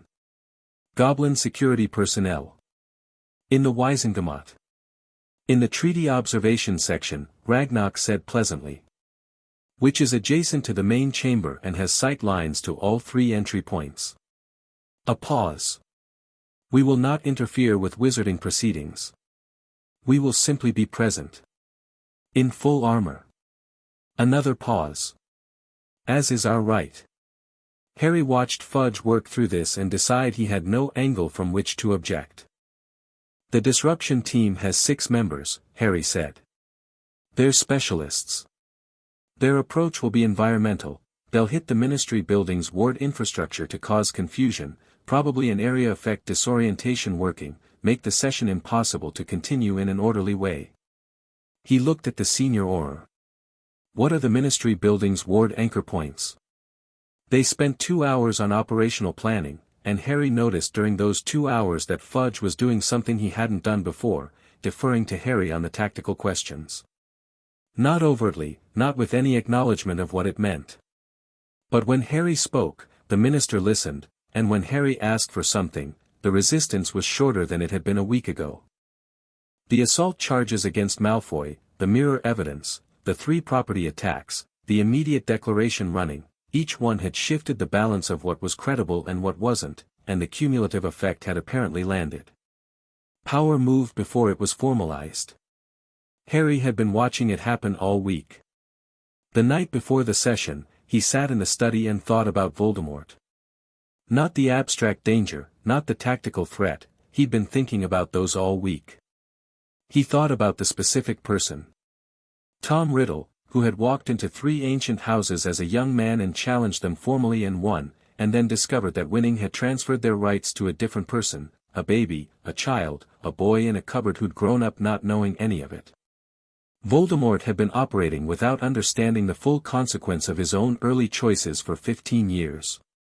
He thought about what that would feel like, to discover that. Harry didn't feel sorry for him. That would have been absurd. But he understood that the anger behind this week's coordinated attacks was not just political calculation, it was personal, in the way that discovering you've accidentally given your enemy the keys to your own kingdom is always personal. Sirius knocked and came in. "How are you?" Harry thought about it honestly. "Tired. Clear. Not afraid." Sirius sat across from him. "Not even a little." "Of the session?" "No." Harry paused. "Of getting something wrong, a judgment, a decision, missing something I should have seen. That I'm afraid of." "Good," Sirius said. "That one's worth being afraid of. It makes you check your work." He was quiet for a moment. "You know this doesn't end tomorrow." "I know. Even if everything goes perfectly, claims ceded, treaty acknowledged, Malfoy legally destroyed, Voldemort is still operating. The people who built the structures that let all this happen are still there. The work is just starting." "I know," Harry said again. "I just want to make sure you know that I know," Sirius said. "That I'm not going to walk out of that chamber tomorrow and consider the job done." He looked at Harry with the gray eyes that had that specific quality of someone who had looked at hard things long enough to stop flinching at them. "We're doing this together. However long it takes." Harry looked at his godfather and felt the specific solidity of it, not just the political alliance, not just the legal utility, but the human thing underneath it, the fact of Sirius sitting across from him in the study of the house Harry's parents had built, alive and present and in it for the duration. "Tomorrow," Harry said. "Tomorrow," Sirius confirmed. The session was called at 10 o'clock precisely. Harry walked into the Wizengamot chamber with Sirius 2 steps behind him and felt the room differently from every previous time he'd been in it. The chamber was full, every seat occupied, the gallery packed, the air carrying the specific charge of a room where everyone present understood that something decisive was happening. Dumbledore in the supreme mugwump chair had the composed gravity of someone who has prepared carefully for an important day. Amelia Bones was in her seat with 3 Aurors visibly posted at the entry points. The Gringotts observers were in the treaty section in full formal armor, which was not elaborate but was absolutely authoritative, and their presence drew eyes in a way that was itself a statement. Neville was already in the Longbottom seat. He caught Harry's eye and nodded, once, with the specific quality of someone who has decided who they are and doesn't need to perform it. Augusta Longbottom was in the gallery in the extraordinary hat. She had brought 2 other house matriarchs, older women whose presence carried institutional weight that wasn't on any official agenda. Harry took the Potter seat. For the first time in the 14 years since James and Lily Potter had died, the senior seat of House Potter was occupied by its rightful lord. Fudge opened with the official ministry statement, a careful, legalistic document that acknowledged the receipt of the Gringotts filing and the lordship claims and the treaty provisions with the specific wording of an institution that has accepted it cannot fight the ground it's standing on but is trying to negotiate the terms of surrender without calling it that. It was, in its way, progress. Harry rose to respond and gave a measured, clear address that was not long. He cited the specific treaty violations, the documented history, the legal requirements going forward. He was not heated. He was not rhetorical. He was precise, and precision in a room full of people who had been surviving on imprecision for decades had a specific quality to it. It landed differently than passion would have. 3 of the procedural delay motions were filed and withdrawn within the hour, the members filing them apparently having received overnight communications that changed their calculation. 2 remained. Harry addressed both in direct statutory terms, and the second one failed on a voice vote that was not close. The immediate declaration was brought to the floor. And that was when the disruption team made their move. It wasn't the ward infrastructure. Harry had spent 2 days with the Auror specifically hardening those. The disruption team, professional, adaptive, clearly briefed on the possibility of foreknowledge, had switched approaches. Instead of environmental chaos, they sent a messenger. A single figure arrived into the ministry atrium with a message, and the message was a killing curse at the security guard, and then 2 more killing curses at the response Aurors, and then a dark mark fired from the atrium into the air where it hung green and terrible against the ceiling, and the sound of it reached the chamber as a distant crack and a sudden alarm, and half the chamber turned toward the doors. Harry stood up. "Stay seated," he said, and his voice carried the room because his magic was behind it in the way it hadn't been before the runes were removed, a specific resonance that wasn't a shout but reached every corner. "This is designed to empty the chamber. Stay seated and continue the session." Several people sat back down. Several more looked at the doors. Amelia Bones was already on her feet communicating with her Aurors through the relay system. Her expression was tightly controlled fury. "2 Aurors down in the atrium," she said. "Active threat." Harry looked at Ragnarok. Ragnarok looked at his security team. Something passed between them in gobbledygook. "The Gringotts security team will address the atrium threat," Ragnarok said. "Under treaty authority, as the proceeding is an active treaty negotiation session." He looked at Dumbledore. "With the Supreme Mugwump's acknowledgement." Dumbledore acknowledged it with one word. 12 Goblin security personnel left the observer section at a controlled, rapid pace that was not a charge but was absolutely purposeful, and the quality of their movement, the specific directional certainty of people who have been fighting in confined spaces since before the ministry was built, was visible enough that 3 more wavering chamber members sat back down. Harry turned back to the floor. "The immediate declaration," he said. "All in favor of proceeding?" Fudge was standing. "Lord Potter, there is an active, Minister. The attackers want this session to stop. Stopping it gives them what they want." Harry held Fudge's eyes. "The correct response to an attack on this institution is to demonstrate that the institution functions. I'm asking for a vote." A long beat. Fudge looked at him, and at Dumbledore, and at the chamber where 30+ members were sitting in their seats looking at Harry rather than at the doors, and he sat down. The vote was called. 37 in favor. 11 against. 6 abstentions. The immediate declaration passed. From the atrium, the sounds of the confrontation were brief and then quiet, in the way things get quiet when the Goblin security team has finished what it started.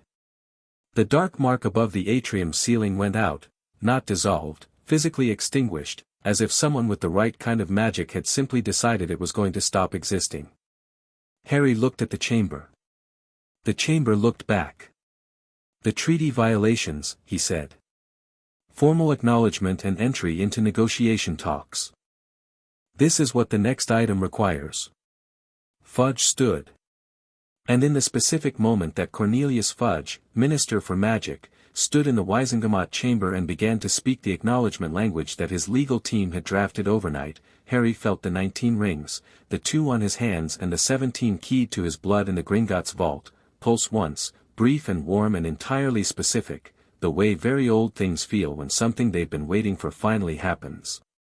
The treaty acknowledgement was not the end. Sirius had been right about that. The negotiation would take months. The legal restructuring would take longer. There were still 11 members with questions to answer and a Malfoy criminal case to be heard and Voldemort out there reorganizing after 2 of his people had just been detained by Goblin security in the Ministry atrium. But the formal acknowledgement landed in the record, and the session clerk recorded it, and the Goblin Nation's legal team in the observation section noted it in their own record with the careful precision of people who have been waiting for this specific entry for 70 years.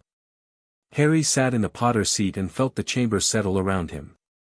6 days ago he'd been reading a 4 a.m. anonymous note in the Hollow's kitchen. 3 weeks ago he'd been signing documents in a rune-carved room with a basin full of moonlight mercury showing him the outline of what was his. A month ago he'd been staring at the ceiling of a bedroom in Privet Drive with Cedric Diggory's face in the dark. He looked at the 2 rings on his hands. Then he looked at the chamber, at Neville steady in his seat, at Sirius standing behind him with the specific quality of someone who has been given back something they didn't think they'd get, at Amelia Bones writing in her brief with the brisk efficiency of someone who has already moved to the next problem. Tomorrow had more problems. Tonight had this. He let himself have it for exactly 30 seconds. Then Ragnarok appeared at his shoulder and said, very quietly, "The atrium. You should come see what we found on the attacker." Harry stood. Chapter 6, 19 Crowns. The attacker in the atrium was not dead. This was the first surprise. Goblin security operated with a pragmatic efficiency that Harry had come to understand didn't default to mercy, and the fact that the man was breathing when Harry arrived, bound, disarmed, sitting against the atrium wall with 2 goblin guards flanking him and a third doing something precise and unpleasant looking to his wand hand, meant Ragnarok had specifically ordered him taken alive. The second surprise was who he was. Harry looked at the face under the hood, mid-40s, dark hair shot through with grey, the specific gaunt quality of someone who had been living hard for a long time, and recognized it from the files Dumbledore had given him 5 days ago. Augustus Rookwood. Former Unspeakable. Death Eater. Escaped from Azkaban in the mass breakout 10 months ago. He had this, Ragnarok said, and held out a small object in one scarred hand. It was a portkey. Irregular shape, old metal, the kind of homemade construction that left magical fingerprints rather than clean manufacture signatures. But what made Harry look at it for a long time was the resonance it carried, a faint pulse that his broadened magical sense registered immediately, a specific signature he'd felt before. Not Rookwood's magic. Older. Colder. He was supposed to portkey out, Harry said. After delivering the message, yes, Ragnarok said. Destabilize, demonstrate presence, and vanish. The portkey's destination signature, he indicated the object, is keyed to a location our tracking team has been attempting to identify for 3 weeks. Can you trace it now? Given that we have the portkey in our possession and can run a full origin analysis, yes. Approximately 6 hours. Harry looked at Rookwood. The man had not spoken. His expression was the flat, inward-looking quality of someone who has made a decision about what they will and won't give away and is committed to it. I don't need him to talk, Harry said. Get me the location. He went back into the chamber. The session had moved into the formal treaty negotiation framework, the procedural scaffolding of entering talks rather than the talks themselves, which would take months of dedicated sessions. It was important work and dry work, and the chamber was doing it with the careful attention of people who understood they were on the record. Harry took his seat, listened, asked 3 clarifying questions that sharpened 2 of the framework clauses in ways the ministry's drafters hadn't anticipated, and watched Fudge's legal team scramble to incorporate them. Sirius leaned over during a brief recess and said, quietly, Rookwood. Ragnarok's team is tracing the portkey destination. 6 hours. About that. Sirius was quiet for a moment. You think Voldemort is at the destination? I think that portkey was supposed to bring Rookwood home after a successful mission, Harry said. And I think Voldemort monitors his successes personally. Sirius looked at the chamber, at the session proceeding around them. The session runs another 3 hours minimum. I know. Harry met his eyes. We finished the session first. The session ran 4 hours. It ended with 3 signed framework documents, the formal acknowledgement of treaty violations on record, the entry into negotiation talks with a structured timeline, and a supplementary agreement about Gringotts' role as neutral registrar in the subsequent process. The supplementary agreement had been Ragnarok's addition, proposed through his legal team's representative at the 40-minute mark, and Harry had supported it immediately because it meant the Goblin nation had standing at every negotiation table going forward, not just this one. Fudge signed all 3 documents with the expression of a man digesting something significant that he cannot return but is still deciding whether it agrees with him. When the session was formally closed and the chamber began to empty, he caught Harry's eye once across the room, and whatever he'd been prepared to say, he didn't say it. He nodded, very briefly, and left. Harry stayed in his seat until most of the chamber had cleared. Neville came over and sat beside him, in no particular hurry. They'd developed a comfortable working quiet over the past weeks, the kind that doesn't need filling. "The Longbottom correction filing is confirmed," Neville said. "Gran got the notification from Ragnarok's office an hour ago. Independent status, all assets, retroactive to the original compact date." He paused. She cried a little. "Don't tell anyone I told you." Augusta Longbottom cried. Harry said. Quietly. And with complete dignity. "It doesn't count." Neville looked at the empty chamber seats. "What happens now?" "Negotiations. Legal work. Property restoration. The Malfoy criminal case." Harry looked at the chamber. "And whatever Ragnarok's team finds on that portkey." Neville was quiet for a moment. "Is that going to be tonight?" "Probably," Harry said. "Then I'm coming," Neville said simply. Harry looked at him. "Don't argue," Neville said, with the specific calm of someone who has decided something and doesn't need to discuss the decision further. "You're not going after Voldemort with just Sirius. That's 2 people. That's not enough." "I don't know that it's Voldemort." "You know that it's Voldemort," Neville said. Harry was quiet for a moment. "Your grandmother will, my grandmother," Neville said, "is the woman who told you to stop apologizing for what you can do. She'll understand." A pause. "She'll also be furious. But she'll understand." Harry looked at his friend, at Neville Longbottom, who had sat in the Longbottom seat and voted correctly every time and read every document Harry had given him and shown up at the Hollow at dawn and quietly become, over the course of an extraordinary month, someone who was in this fully and without reservation. "All right," Harry said. Ragnarok's destination trace came back in 5 hours and 40 minutes, which was 18 minutes ahead of the estimate, and the location was a manor house in the Scottish Highlands, not one of the 19 lordship properties, not a known Death Eater address, a property that the Gringotts records showed had been sold under a false name to an entity that no longer existed in 1982 and had been sitting in a legal gray zone ever since. Off the maps. Off the tracking grid. The kind of location someone chooses because the records around it are deliberately muddied.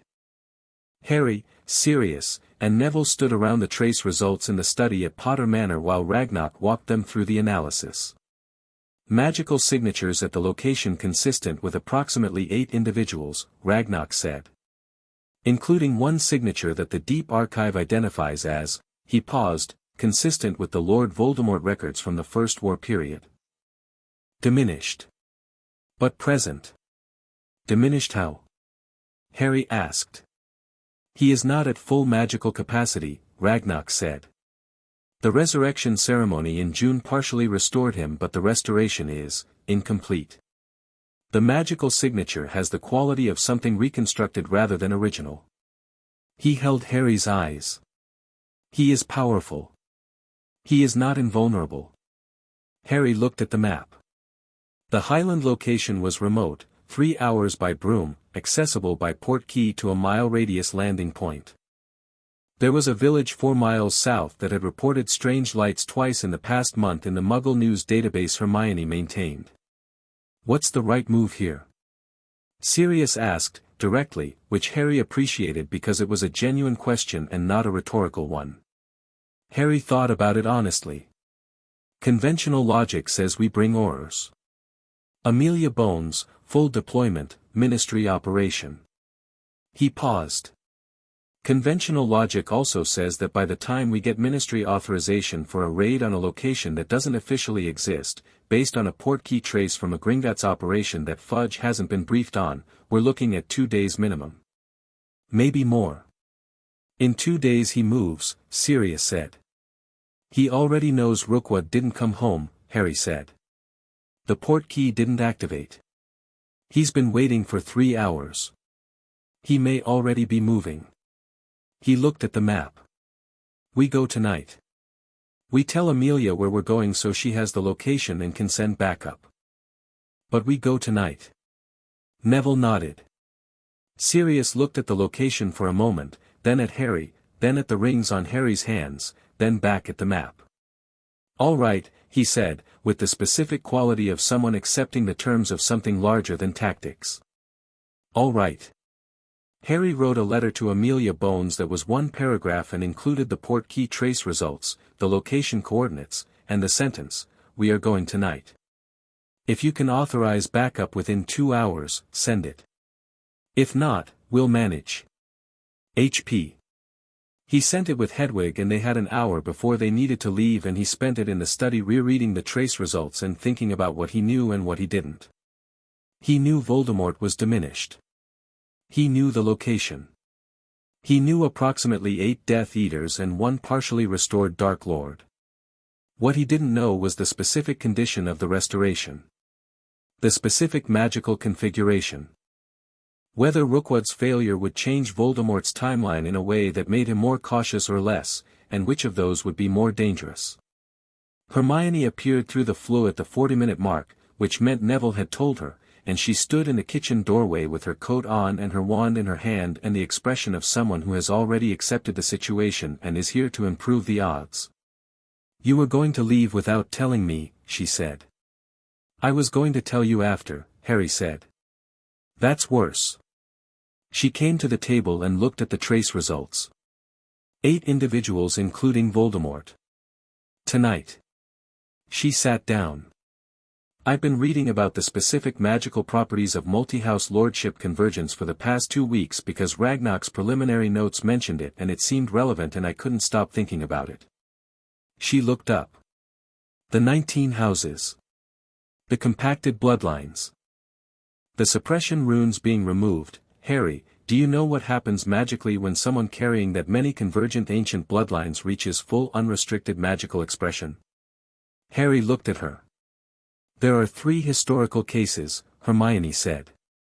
3 people in the last 1,000 years who carried convergent lordship bloodlines of more than 15 houses simultaneously. All 3 of them are in the historical record as, the language varies but the meaning is consistent, forces of magical nature rather than individuals. She held his eyes. Not invincible. Not gods. But the specific effect of that many ancient magical compacts compounding in a single magical core. She paused. "It's like having the resonance of 19 generations of magical lineages all pointed in the same direction." "You're saying I don't fully know what I can do," Harry said. "I'm saying that nobody does," Hermione said. "And I thought you should know that before you walk into this." He sat with it for a moment. The rings on his hands. The 17 in the Gringotts vault keyed to his blood. The magic that had been breaking windows and cracking ward stones and holding 3 properties at once and reinforcing ancient wards through direct integration without tools or frameworks. "Are you coming?" he asked. She looked at him. "Of course I'm coming." Amelia Bones's response arrived 45 minutes later, backup authorized. 6 hours, 90 minutes behind you. Location secured at this end. For the love of everything, be careful. There was a postscript in different ink, added quickly, "The Wisengamot session documents have been certified and filed. Whatever happens tonight, today's work stands." Harry pocketed the letter and they left. The Highland night was cold and clear, the kind of cold that has weight to it, the sky enormous above the moorland with stars that looked like they meant something. They landed their portkeys in a field a mile from the location and spent 20 minutes on approach through rough terrain, no lights, moving by magical sense and the specific quality of attention that danger sharpens. The manor house resolved out of the darkness gradually, squat and old, no lights in the lower windows, a single light on the first floor that moved occasionally like a held lamp. The grounds had wards, but they were recent and rough, the kind put up quickly by someone who knows what they're doing but is working fast, and Harry read them the same way he'd read the Hollow's wards, through the direct magnetic sense that his expanded magic gave him, feeling the structure and the gaps. There was a gap at the northeast corner where two ward sections overlapped incorrectly, creating a null space about 3 feet wide. Harry showed the others. Sirius assessed it with the quick professional attention of a trained Auror and nodded. They went through the null space one at a time, Harry last, and the wards didn't register them. The first Death Eater was in the front hall. Sirius had him stunned and bound before he'd finished turning around, the spell placed with the efficient precision of someone who doesn't waste motion. They moved through the ground floor quickly, a kitchen, 2 side rooms, a formal room that smelled of disuse and recent occupation. 3 more Death Eaters in the kitchen in a state somewhere between alert and casual that suggested they were not expecting trouble tonight. Neville took the left one. Harry took the middle. Sirius took the right. It was over in approximately 8 seconds. One Death Eater ran and Hermione caught him with a full body bind from the doorway, where she positioned herself with the specific tactical intelligence of someone who thinks 3 steps ahead and understands that doorways are choke points. 4 down. 4 remaining, including Voldemort. The staircase was stone, wide, and old, and every step they took up it felt different from everything below, the air thickening with a cold that wasn't temperature. Harry felt his magic change quality as they rose, shifting from the alert operational state of the ground floor into something else, something more awake, more present, the way it had felt at the Hollow when he'd pushed it directly into the failing wards but directed now, focused. The first floor corridor had 2 doors.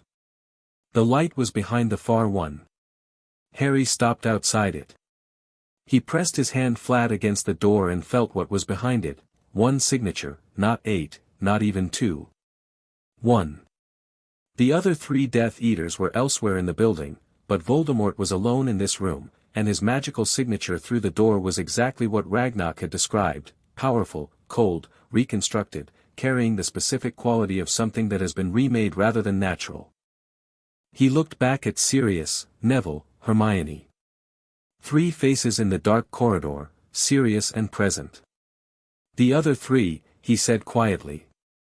Sirius nodded. He and Neville moved back toward the staircase, the other 3 Death Eaters were on the upper floor, the magical signatures indicating. Hermione stayed. She held her wand and looked at Harry with the specific expression of someone who trusts you and is also not going to pretend they're not worried. I'll be here, she said. Harry opened the door. The room had been a study once, there were the bones of it, shelves stripped bare, a fireplace with cold ash. A chair near the window, old and high-backed. Candles on a stand, not many, the light they cast uneven. And in the chair, wrapped in dark robes that pooled around him like something being contained rather than worn, Voldemort. He was not the figure from the graveyard exactly. That had been a body freshly made, raw with new physical existence, the way someone looks when they've just crossed a boundary they haven't had time to settle into. This was, 3 months later, and the settlement had happened but hadn't been complete. The red eyes were the same. The face was the same terrible specific absence of the familiar, the way a landscape looks wrong after a fire has moved through it. He looked at Harry and said nothing for a moment. Then, you've had a busy month. A productive one, Harry said. The room felt like a held breath. The candles barely moved. Harry stood inside the door and felt the full current of his magic, all of it, the long uncompressed tide of it moving through him without restriction or gate, and it wasn't aggression, it was just presence, enormous and quiet. Voldemort's eyes moved to the Potter ring. Then to the Peveril ring. Something crossed his face that was not fear, he was not afraid of Harry, not exactly, that wasn't what it was. It was the specific expression of someone recognizing the full shape of something they had only partially understood. The Peveril ring, Voldemort said. Surprised? Harry said. No. A pause that was honest, not theatrical. I knew the Peveril succession ran through the Potters.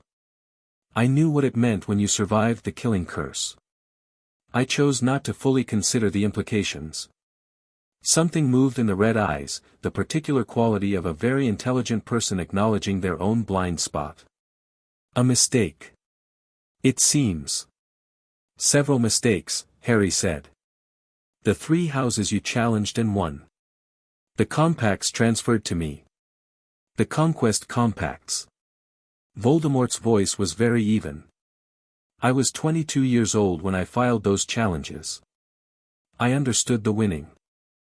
I didn't fully understand the transfer mechanism in the context of, he looked at Harry, the specific event you survived. Neither did I, Harry said. Until about a month ago.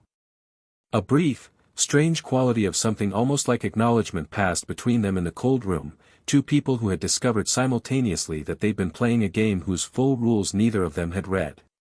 So, Voldemort said. What now? Harry had thought about this. He'd thought about it in the study at Potter Manor and on the walk across the moor and in the corridor outside this room. He'd thought about what Augusta Longbottom had said about the politics making you hard and what Ragnarok had said about needing someone who understood both sides. He'd thought about 19 houses and the weight of them and what they were actually for.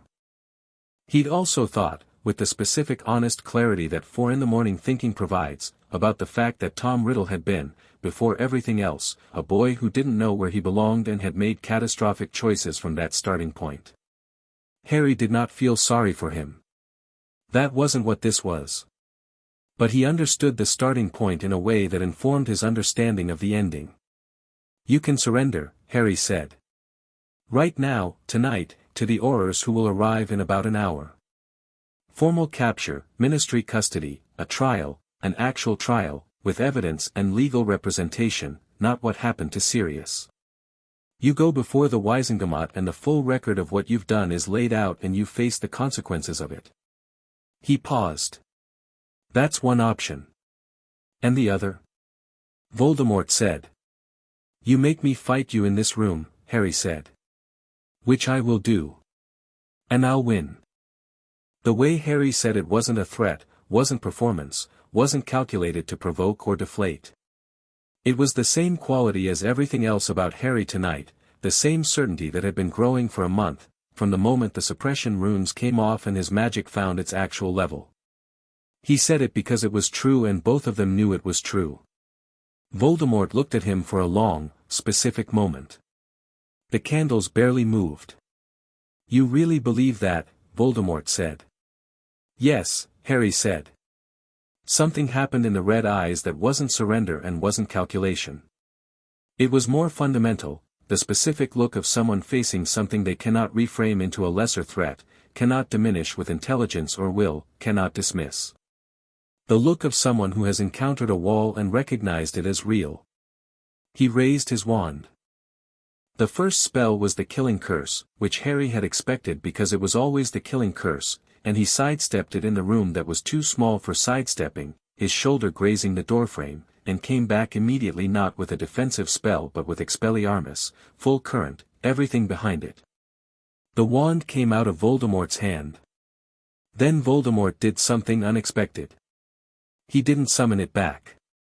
He didn't cast wordlessly with his other hand.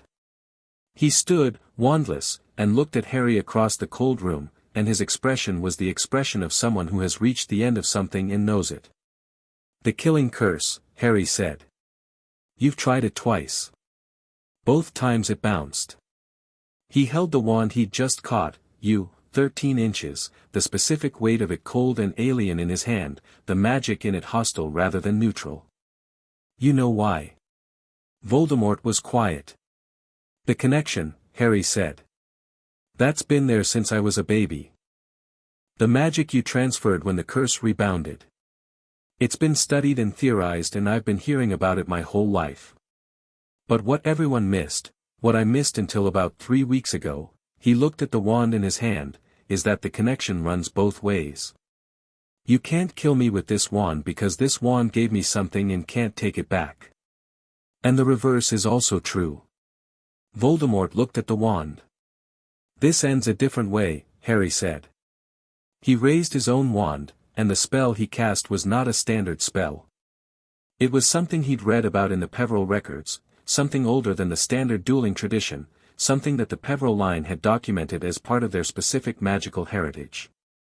A binding. Not physical, not a curse, not an incapacitation. A binding that operated on a magical core directly, keyed to the specific resonance he'd been tracing in Voldemort's signature since he walked through the door. It took the full current of his magic behind it. All 19 bloodlines, all the compacted ancient power of houses that went back to the founding of British wizardry, and it focused through him and out of his wand and hit Voldemort like something vast and inevitable, and what it did was not kill him and not incapacitate him in any simple sense. What it did was take the specific dark enhancement, the Horcrux sustained invulnerability, the magical reconstruction from the resurrection ceremony, the layers of dark working that had been accumulating in Tom Riddle's magical core since he was 16 years old, and unpicked them. Not all at once. Not instantaneously. But as Harry held the casting and felt it work, he felt each layer come loose and dissolve the way ice thins from the inside before it breaks, and what was left underneath was smaller, and colder, and more finite. Voldemort fell to his knees. Not in supplication.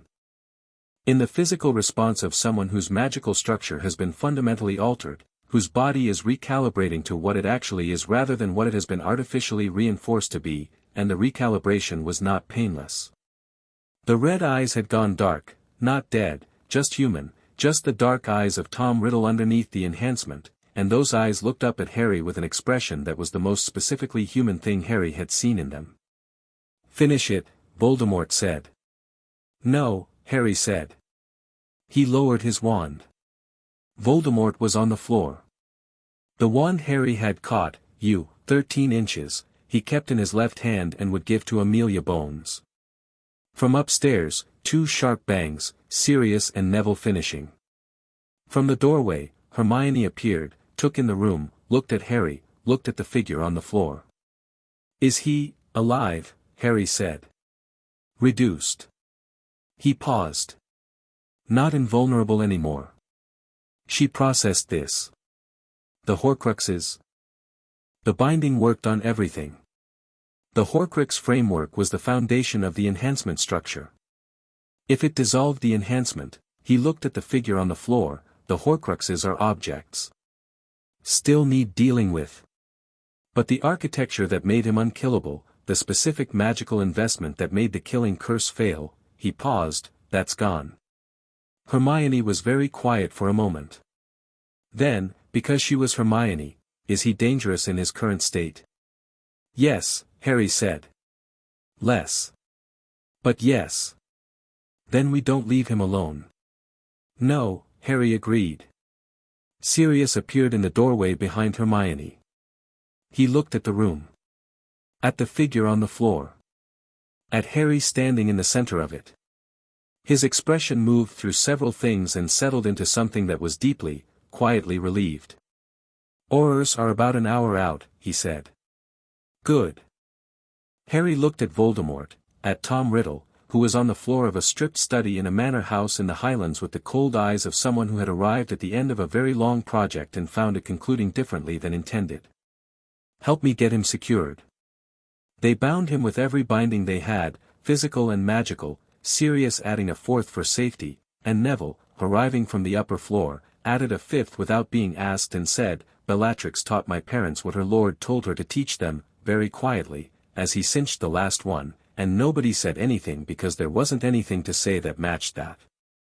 The Aurors arrived at 53 minutes, 6 of them, Amelia Bones arriving separately by ministry transport at 59 minutes and standing in the doorway of the stripped study and looking at Tom Riddle bound on the floor for approximately 5 seconds before she began directing her team with the efficient calm of someone who has prepared for a long time for a moment and is meeting it with the dignity it requires. She looked at Harry. The reduction in his capacity, is it documented? Provable? Grashnot can run a magical signature analysis and compare it to the First War records in the Gringotts archive, Harry said. The difference will be measurable. Good. That matters for the trial. She paused. There will be a trial. There'll be a trial, Harry agreed. She ordered her team into formation and they began the process of transport and documentation and the long careful chain of custody work that would eventually become the most significant criminal case in wizarding British history, and Harry sat on the windowsill of the stripped study and watched and felt the specific enormity of the night settling around him like weather. Dawn was 3 hours away. Sirius came and sat beside him on the windowsill, which was wide enough for both of them with some adjustment, and they sat there while Amelia's team worked and Hermione helped with the documentation and Neville stood by the door with the specific steady quality he'd had all night. "You didn't kill him," Sirius said. "No. You could have." "Yes." Sirius was quiet for a moment. "Why not?" Harry thought about it. "The binding does something that a killing curse can't," he said. "It leaves him accountable. He's not a martyr, he's not a mystery, he's not a legend that can be continued by people who believe in what he stood for. He's a man on trial." He paused. "The people he recruited, some of them joined because they were afraid. Some because they believed in blood purity as a genuine ideology. Some because he made promises he always planned to break. They need to see him in a courtroom, accountable, stripped of the specific mystique that made him seem inevitable." He looked at the window. "Killing him makes him a symbol. A trial makes him a case." Sirius looked at him for a moment. "Your father would have argued with you about this," he said, "which wasn't disagreement, it was something more precise. He would have said you're too young to have this much patience." "Am I wrong?" "No," Sirius said. "You're right. And it's slightly unnerving how right you are." A pause. "James would have said it anyway. And then he would have done exactly what you did." They sat on the windowsill until the sky began to change, the particular shift of a Highland night moving toward a Highland morning, cold and clear and enormous. The walk back to Hogwarts, because Harry went to Hogwarts, not the manor, for the first time in 2 months, because the school year was 3 weeks away and it was time, happened 3 days later. Not the way he'd arrived in previous years, not on a train with trunks and owls and the specific anticipatory chaos of 100 students returning. He arrived by Portkey to the front gates on a Tuesday afternoon and walked up the drive alone, the castle at the end of it unchanged and enormous and specific in the way that places you've grown up in are specific, built into the body's memory rather than just the mind's. McGonagall met him at the doors. She looked at him the way she'd been looking at him since 3rd year, the particular assessing attention of someone who sees more than she says, and for a moment neither of them spoke. "Lord Potter," she said. "Professor," Harry said. Something moved in her expression. "The rings," she said. "2 visible ones," he said. "The others are in trust." She looked at them. Then back at his face. "You've changed," she said, which was true and not a complaint. "I've been busy. So I've gathered." A pause. "I saw the Wisengamot session transcript. I read it twice." Another pause. "I taught your mother. And your father. Between the two of them, I'd have said your mother was the one who'd have done something like this." She held his gaze. "I was right. In a way I didn't expect." Harry looked at her. "My mother wasn't Muggle-born." "No," McGonagall said, and her voice was very quiet. "I suspected. I never had grounds to prove it. The school's admission records, certain things about her ability, her specific affinities, I suspected. A beat. I should have looked harder. A lot of people should have looked harder at a lot of things," Harry said. Not bitterly. Just the fact of it. She held the door open. "The headmaster would like to speak with you. He asked me to, and I quote, 'Please not put the fear of Merlin into the boy before he gets upstairs.'" A fractional softening around her eyes. "He also said to tell you that the Board of Governors' motion from Malfoy regarding your student status has been formally rejected. You are, unambiguously, enrolled for 5th year." Harry walked inside. The castle smelled like stone and old wood and the specific compound of 1,000 years of inhabited life, and his magic moved through the wards of it the way it moved through everything now, aware, present, feeling the shape of the place. Hogwarts responded to him slightly differently than it used to, a barely there quality of recognition he hadn't noticed before and now could feel. Founders Compact, he thought. Gryffindor and Ravenclaw. This castle has its own relationship with the houses I carry. He went upstairs. Dumbledore's office was the same, Phoenix, portraits, the particular organized chaos of a man who does 6 different kinds of work at once and has long since stopped apologizing for it. Fawkes sang a brief phrase when Harry came in, just 4 notes, which Dumbledore looked up from his desk at with an expression that was warm and slightly overwhelmed. Fawkes doesn't do that for just anyone, Dumbledore said. He did it my first year, Harry said. He did it your first year because he already knew, Dumbledore said. A pause. As did I. I just chose not to, he stopped. That is, perhaps, the most honest version of it. I knew what you were. What you carried. And I chose to manage it rather than tell it. The choice seemed necessary. It was wrong. He looked at Harry directly, the way he begun doing after the session, straight, without the softening buffer of careful wisdom. I am sorry, Harry. That is not sufficient, but it is real. I know it is, Harry said. He sat down across the desk. The pensive sat on its shelf and the portraits watched from their frames and the Phoenix was quiet now, folded into himself with the specific warm patience of creatures who take the long view of things. I need something from you. If it's in my power, Dumbledore said. The Horcruxes, Harry said. The binding I used dissolved the enhancement structure but the Horcrux objects still exist as independent anchors. I need everything you know about them, every one you've identified, every location you've theorized, every piece of research you've done. He paused. Not managed information. Everything. Dumbledore looked at him for a long moment. Then he rose, went to a cabinet Harry hadn't noticed, behind the tapestry, a simple wooden door, and returned with a thick folder that had the specific worn quality of something that has been opened and closed many hundreds of times. He placed it on the desk in front of Harry. 7 Horcruxes, Dumbledore said. Possibly 6 now, depending on what your binding affected. He sat down. I have confirmed locations for 2 and strong theories on 4 more. The 7th is the most complex. He paused. The 7th is connected to you. Harry held his gaze. I know. Dumbledore blinked. Ragnarok's assessment, Harry said.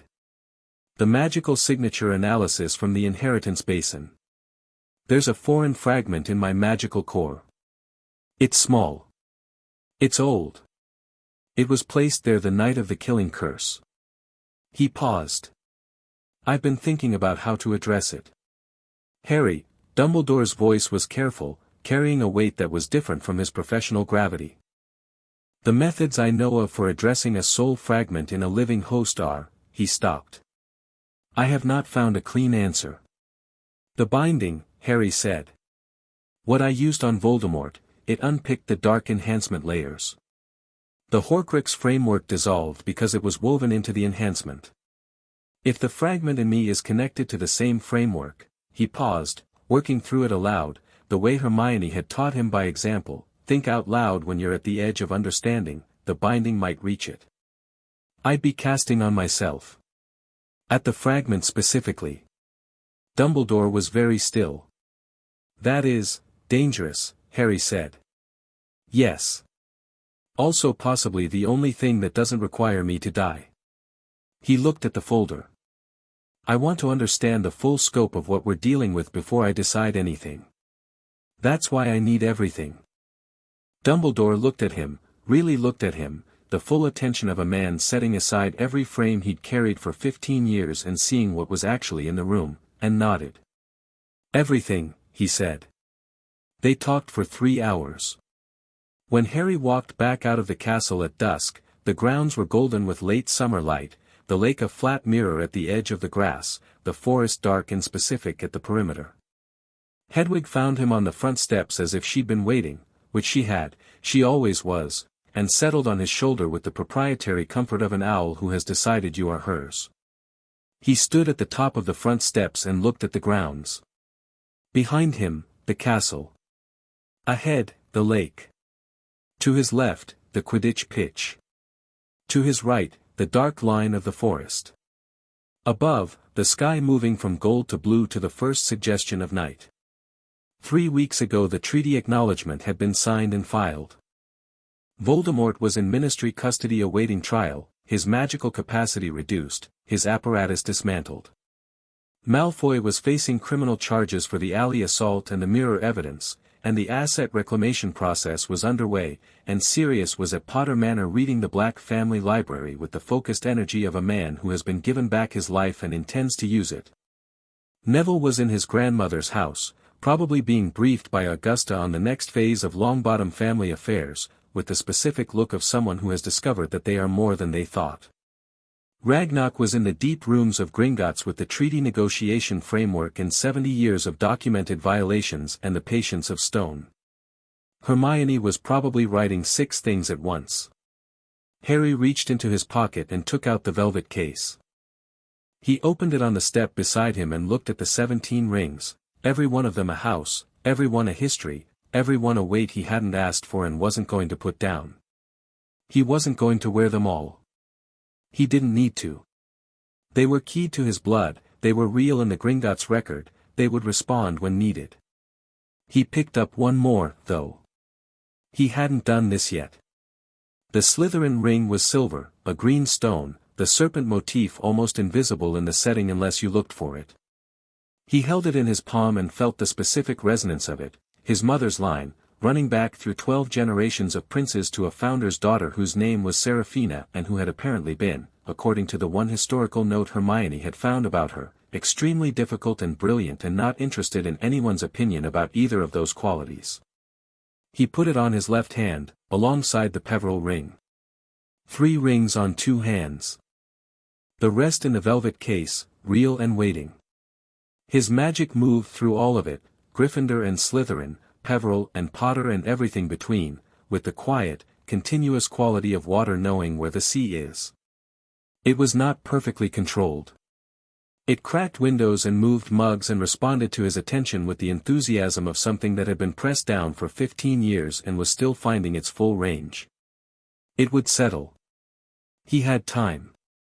Not unlimited time, the Horcruxes, the fragment, the negotiation sessions, the 5th year he still had to actually attend, the Malfoy trial and the Voldemort trial and the 19 properties that needed varying degrees of restoration and the political work in the Wizengamot that was just beginning, actually, the acknowledgement having been only the first step.